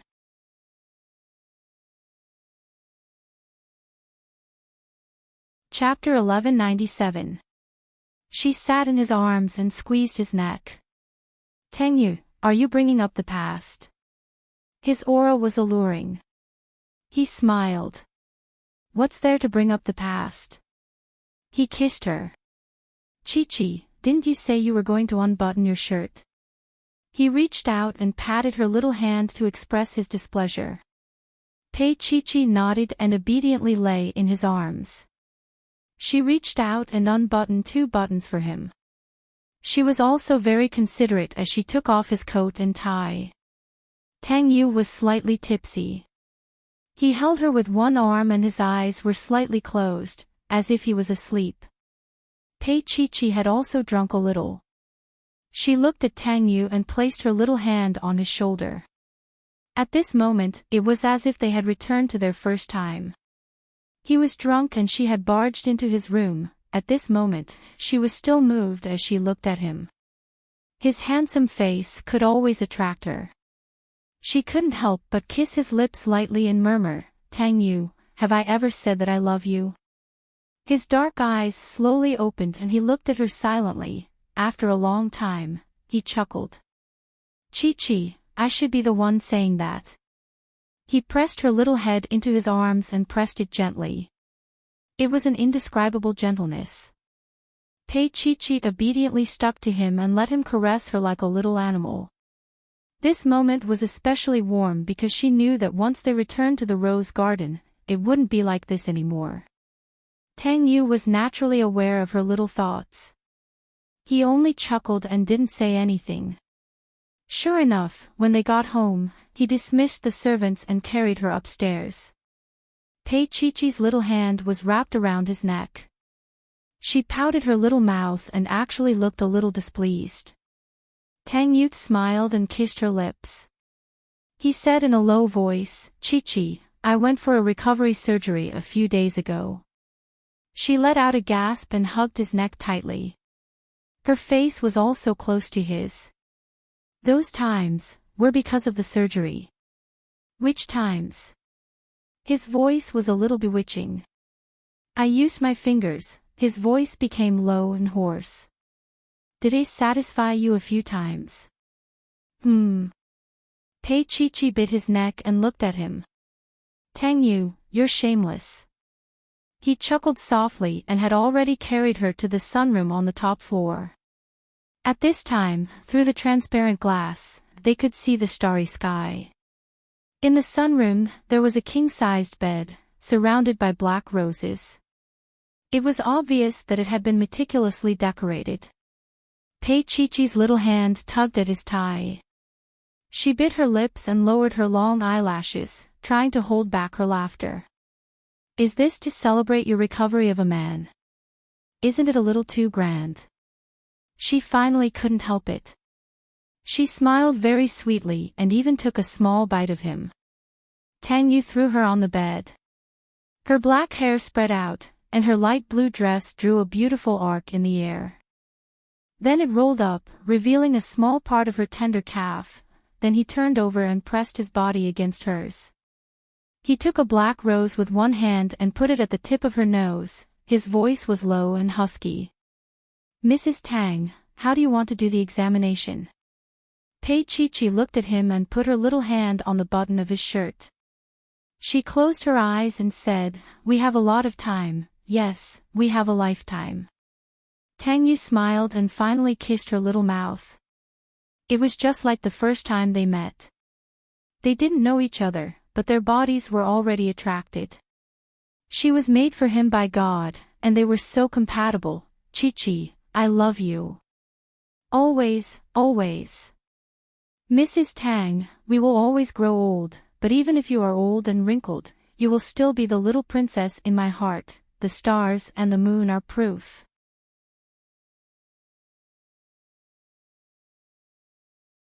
Chapter 1198. To many women, Qin Anlin was a beautiful catastrophe. But to Yi Liangqiu, Qin Anlin used to be her only source of warmth. That year, she was 19 years old. At King Entertainment headquarters, Yi Liangqiu followed behind Kaim, looking uneasy. She bit her beautiful lips tightly. She knew what she was going to face in a moment. It was the most unbearable thing in her life. But she had no choice. She needed money, and more than anything, she needed someone to save Yi Sun.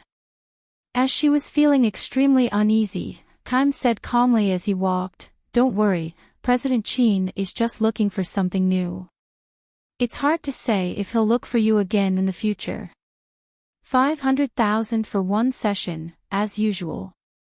Besides, President Qin doesn't have any bad hobbies. Don't worry, it'll only take a while. Besides, President Qin isn't bad looking." Yi Liangqiu knew what Kaim meant. He was saying that she didn't lose out on this matter. As they spoke, they had already reached Qin Anlin's office. Kaim knocked on the door. A very calm voice came from inside, "Come in." Kaim led Yi Liangqiu in.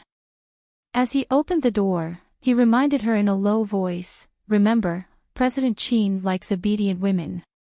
When the time comes, your waist will be soft. If President Qin is happy, his future will be limitless." When Yi Liangqiu entered, she broke out in a cold sweat. But her shoulder was bumped, and the force was a little barbaric. She looked up and saw Amo Xiaoqi, who the company had been promoting. She was the Asian queen who had been in the limelight for the past 2 years. Behind Amo Xiaoqi was her manager, Shirley. Both master and servant had their noses in the air. Before they left, they only gave Yi Liangqiu a disdainful glance. Mo Xiaoqi's voice was a little mocking. Another one who wants to climb up the ladder with her looks. She's overestimating herself. Yi Liangqiu knew that Mo Xiaoqi had a rather deep background. She was a member of Qin Anlan's harem in the past. She pursed her lips and did not make a sound. Mo Xiaoqi's eyes were a little resentful, but she didn't dare to be rash in front of Qin Anlan, so she quickly left. The door closed again. In the large office, Qin Anlan stood in front of the wine cabinet and poured himself a glass of red wine. He took 2 light sips before turning around to look at Kaim and Yi Liangqiu. Qin Anlan's gaze fell on her face for a few seconds before he looked at Kaim and said, "Temporarily stop Mo Xiaoqi's work." Kaim nodded. He knew that President Qin must be unhappy with Mo Xiaoqi's behavior in front of President Qin.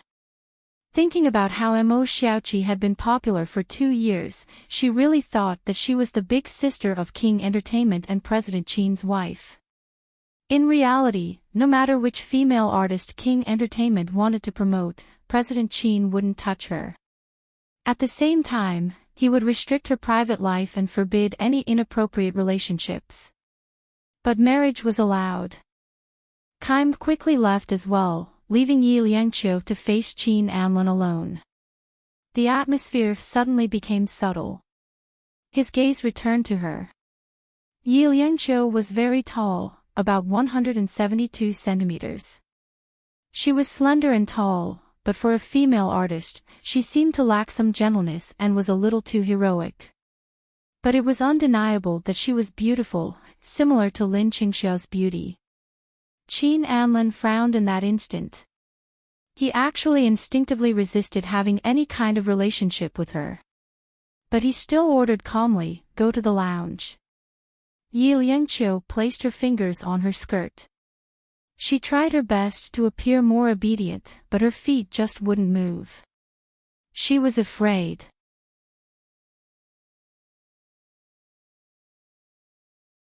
Chapter 1199. Qin Anlan had read many people. Looking at her expression, he said in a husky voice, "First time." Yi Liangqiu's fingers clutched the hem of her dress. She pursed her lips tightly and nodded after a while. He then looked at her carefully. She was tall and skinny. She didn't have any makeup on, but her pores were clear and she was surprisingly young. However, King Entertainment never lacked young girls. What they lacked were talented girls.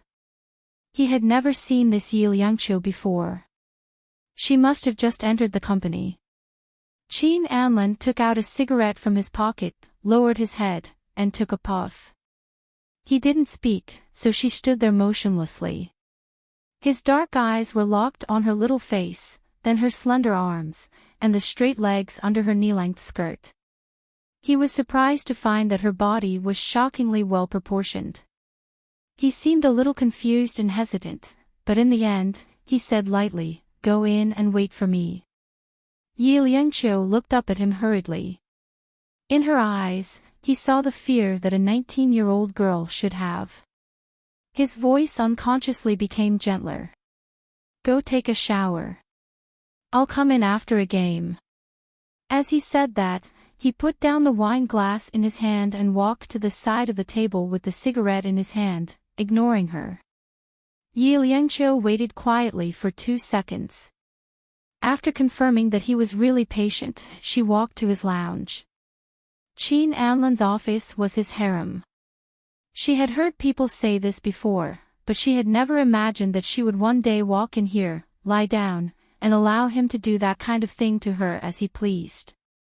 She went to take a bath, changed into his bathrobe, and then lay flat on the exaggeratedly large bed, like a concubine in ancient times who was paying tribute to him in bed. She looked up at the chandelier above her head and closed her eyes in discomfort. Her hand gripped her phone tightly. She knew that she was courting death. If she angered Qin Anlan, she would never be able to survive in this industry again. But she had no other choice, she had to save Yi Sun. Finally, she heard the noise outside softening.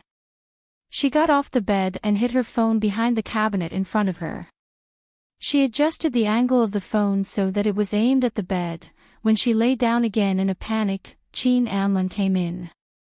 He closed the door, glanced at her, and then walked into the bathroom without saying a word. Yi Liangqiu closed his eyes and heard the sound of running water in the bathroom. He showered very quickly and came out in about 5 minutes. Qin Anlin only had a towel wrapped around his waist. When he walked out, his body was still slightly damp and cold. He looked at the little girl lying on the bed. She was lying there nervously with her eyes tightly closed.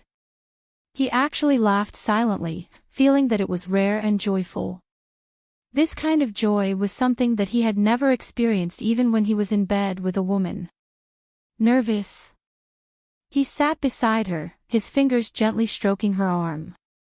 The places where he touched had goosebumps. No.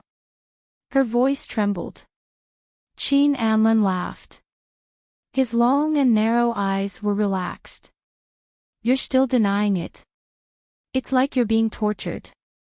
He didn't tell her that this was the first time he had let a woman into his lounge. He had never pampered a woman here before, and he had never coaxed a girl like this. Coaxing a girl was something that happened a long time ago. Yi Liangqiu opened her eyes and slowly sat up. Her long hair was spread out, and she looked more feminine than before.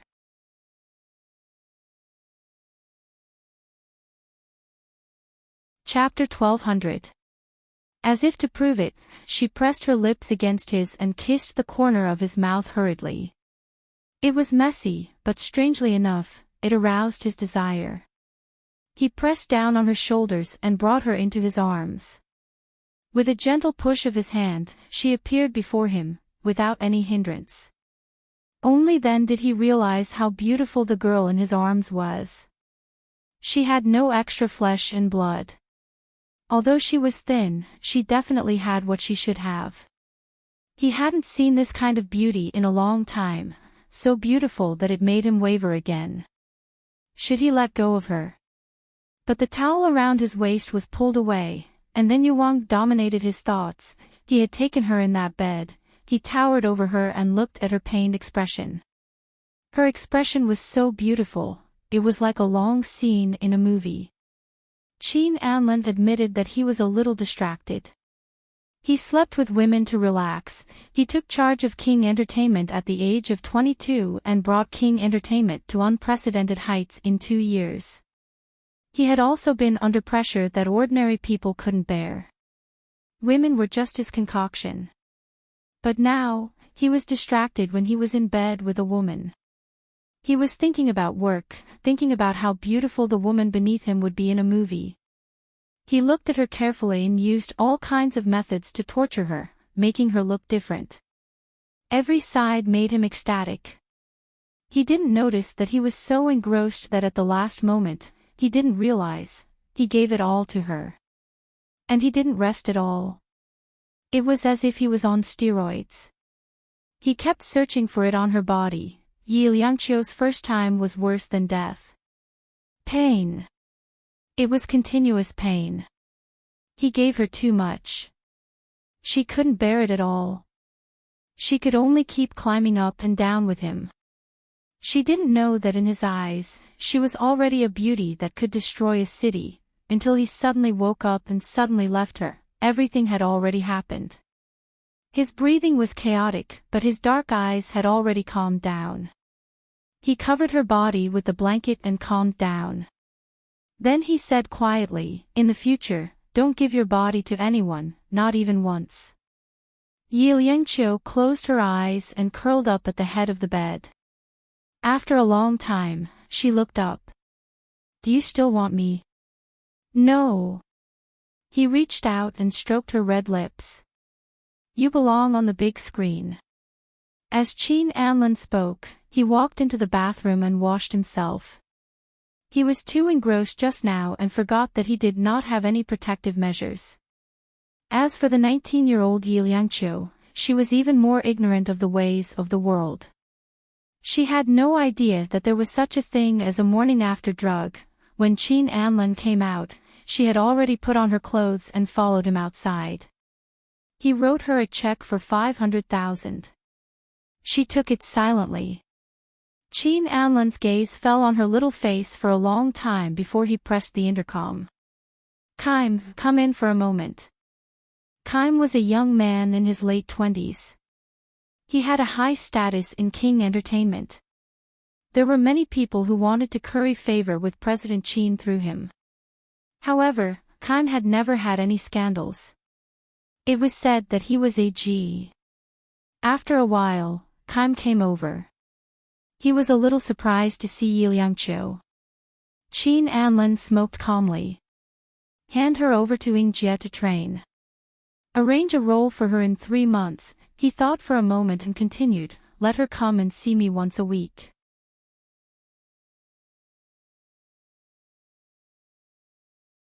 Chapter 1201. Yi Liangqiu had only been in King Entertainment for half a year and was only an intern. She didn't even have a role with 3 lines. Wasn't it inappropriate for Ying Jie to take care of such a person? Kaim asked what he was thinking, but Qin Anlin only glanced at him indifferently. You're getting better and better at your job. Kaim didn't dare to say anything else, but he didn't agree in his heart. President Qin wasn't someone who couldn't distinguish between public and private matters. Even if this girl had served President Qin before, he couldn't break the rules. Moreover, Ying Jie might not be willing to take her. Regardless, Kaim still brought Yi Liangqiu to Ying Jie. Ying Jie was 35 or 36 years old and had taken care of 4 or 5 international celebrities. It could be said that Ying Jie was a wind vane. Whoever King Entertainment wanted to promote, they usually got Ying Jie to take care of. Those who could be taken care of by Ying Jie all the time were kings, queens, and international superstars. Just like Mo Xiaoqi, Ying Jie had taken care of her for half a year and then stopped. Although Mo Xiaoqi was known as Asia's little queen, in Ying Jie's eyes, she wouldn't be popular for long. She only knew how to create hype and not act. Kaim brought Yi Liangqiu to Ying Jie. Ying Jie was training the newcomers of King Entertainment. This batch of newcomers, including Yi Liangqiu, had a total of 20 people. They were all top-notch in terms of appearance. However, the difference was that Yi Liangqiu was the only one who had been summoned by President Qin. Because of this, Ying Jie didn't like her very much. Mo Xiaoqi was the same back then.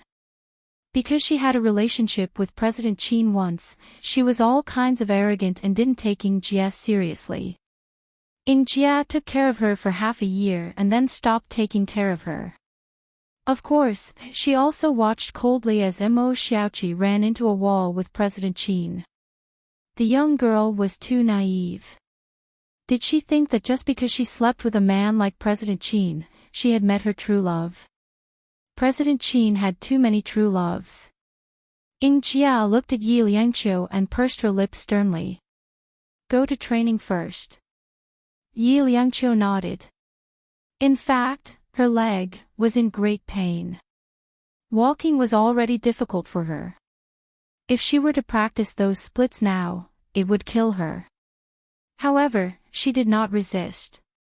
She walked into the group of 20 students and endured the great pain to practice those movements. Ying Jie silently watched for a few seconds, then walked to the door with Kaim. Kaim respected Ying Jie a lot. In King Entertainment, no one would disrespect Ying Jie because President Qin thought highly of Ying Jie. The achievements of the artists Ying Jie groomed always met President Qin's expectations. What's going on? President Qin has to support every girl he slept with. I don't want to wait on these little devils. Ying Jie frowned and looked at Kaim. Kaim quickly lit a cigarette for Ying Jie and handed it to her. I'm puzzled too.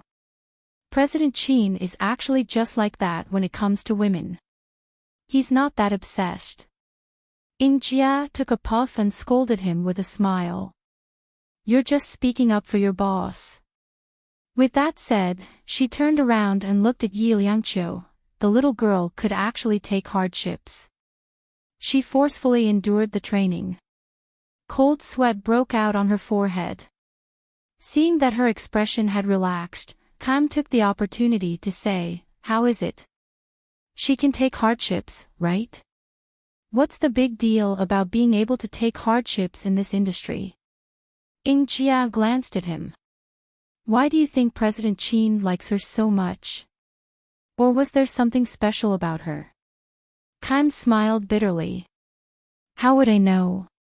If I knew, I would have told Ing Jia, wouldn't I?" Ing Jia smiled and did not say anything. Since she didn't say anything, Kam didn't leave and stayed obediently.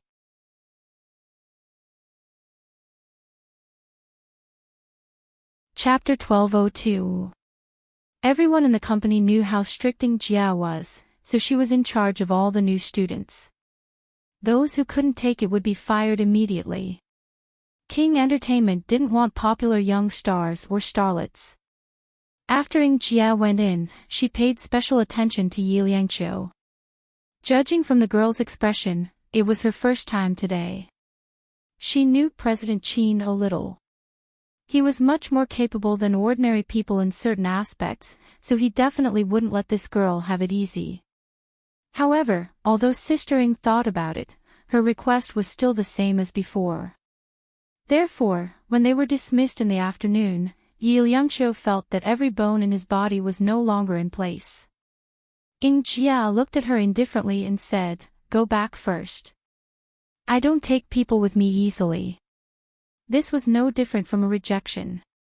Kaim, who had been waiting for a long time, laughed bitterly. Actually, he had been watching coldly from the side just now. Yi Liangqiu was a virgin and she had only been pampered by President Qin. Ing Jia was really ruthless. She actually wanted her to do those things and didn't make an exception at all. Now, she didn't soften at all. He wanted to speak up for Yi Liangqiu, but he knew Ing Jia's temper. The more you pleaded, the more she wouldn't soften. Kaim whispered to Yi Liangqiu, "Bear with it.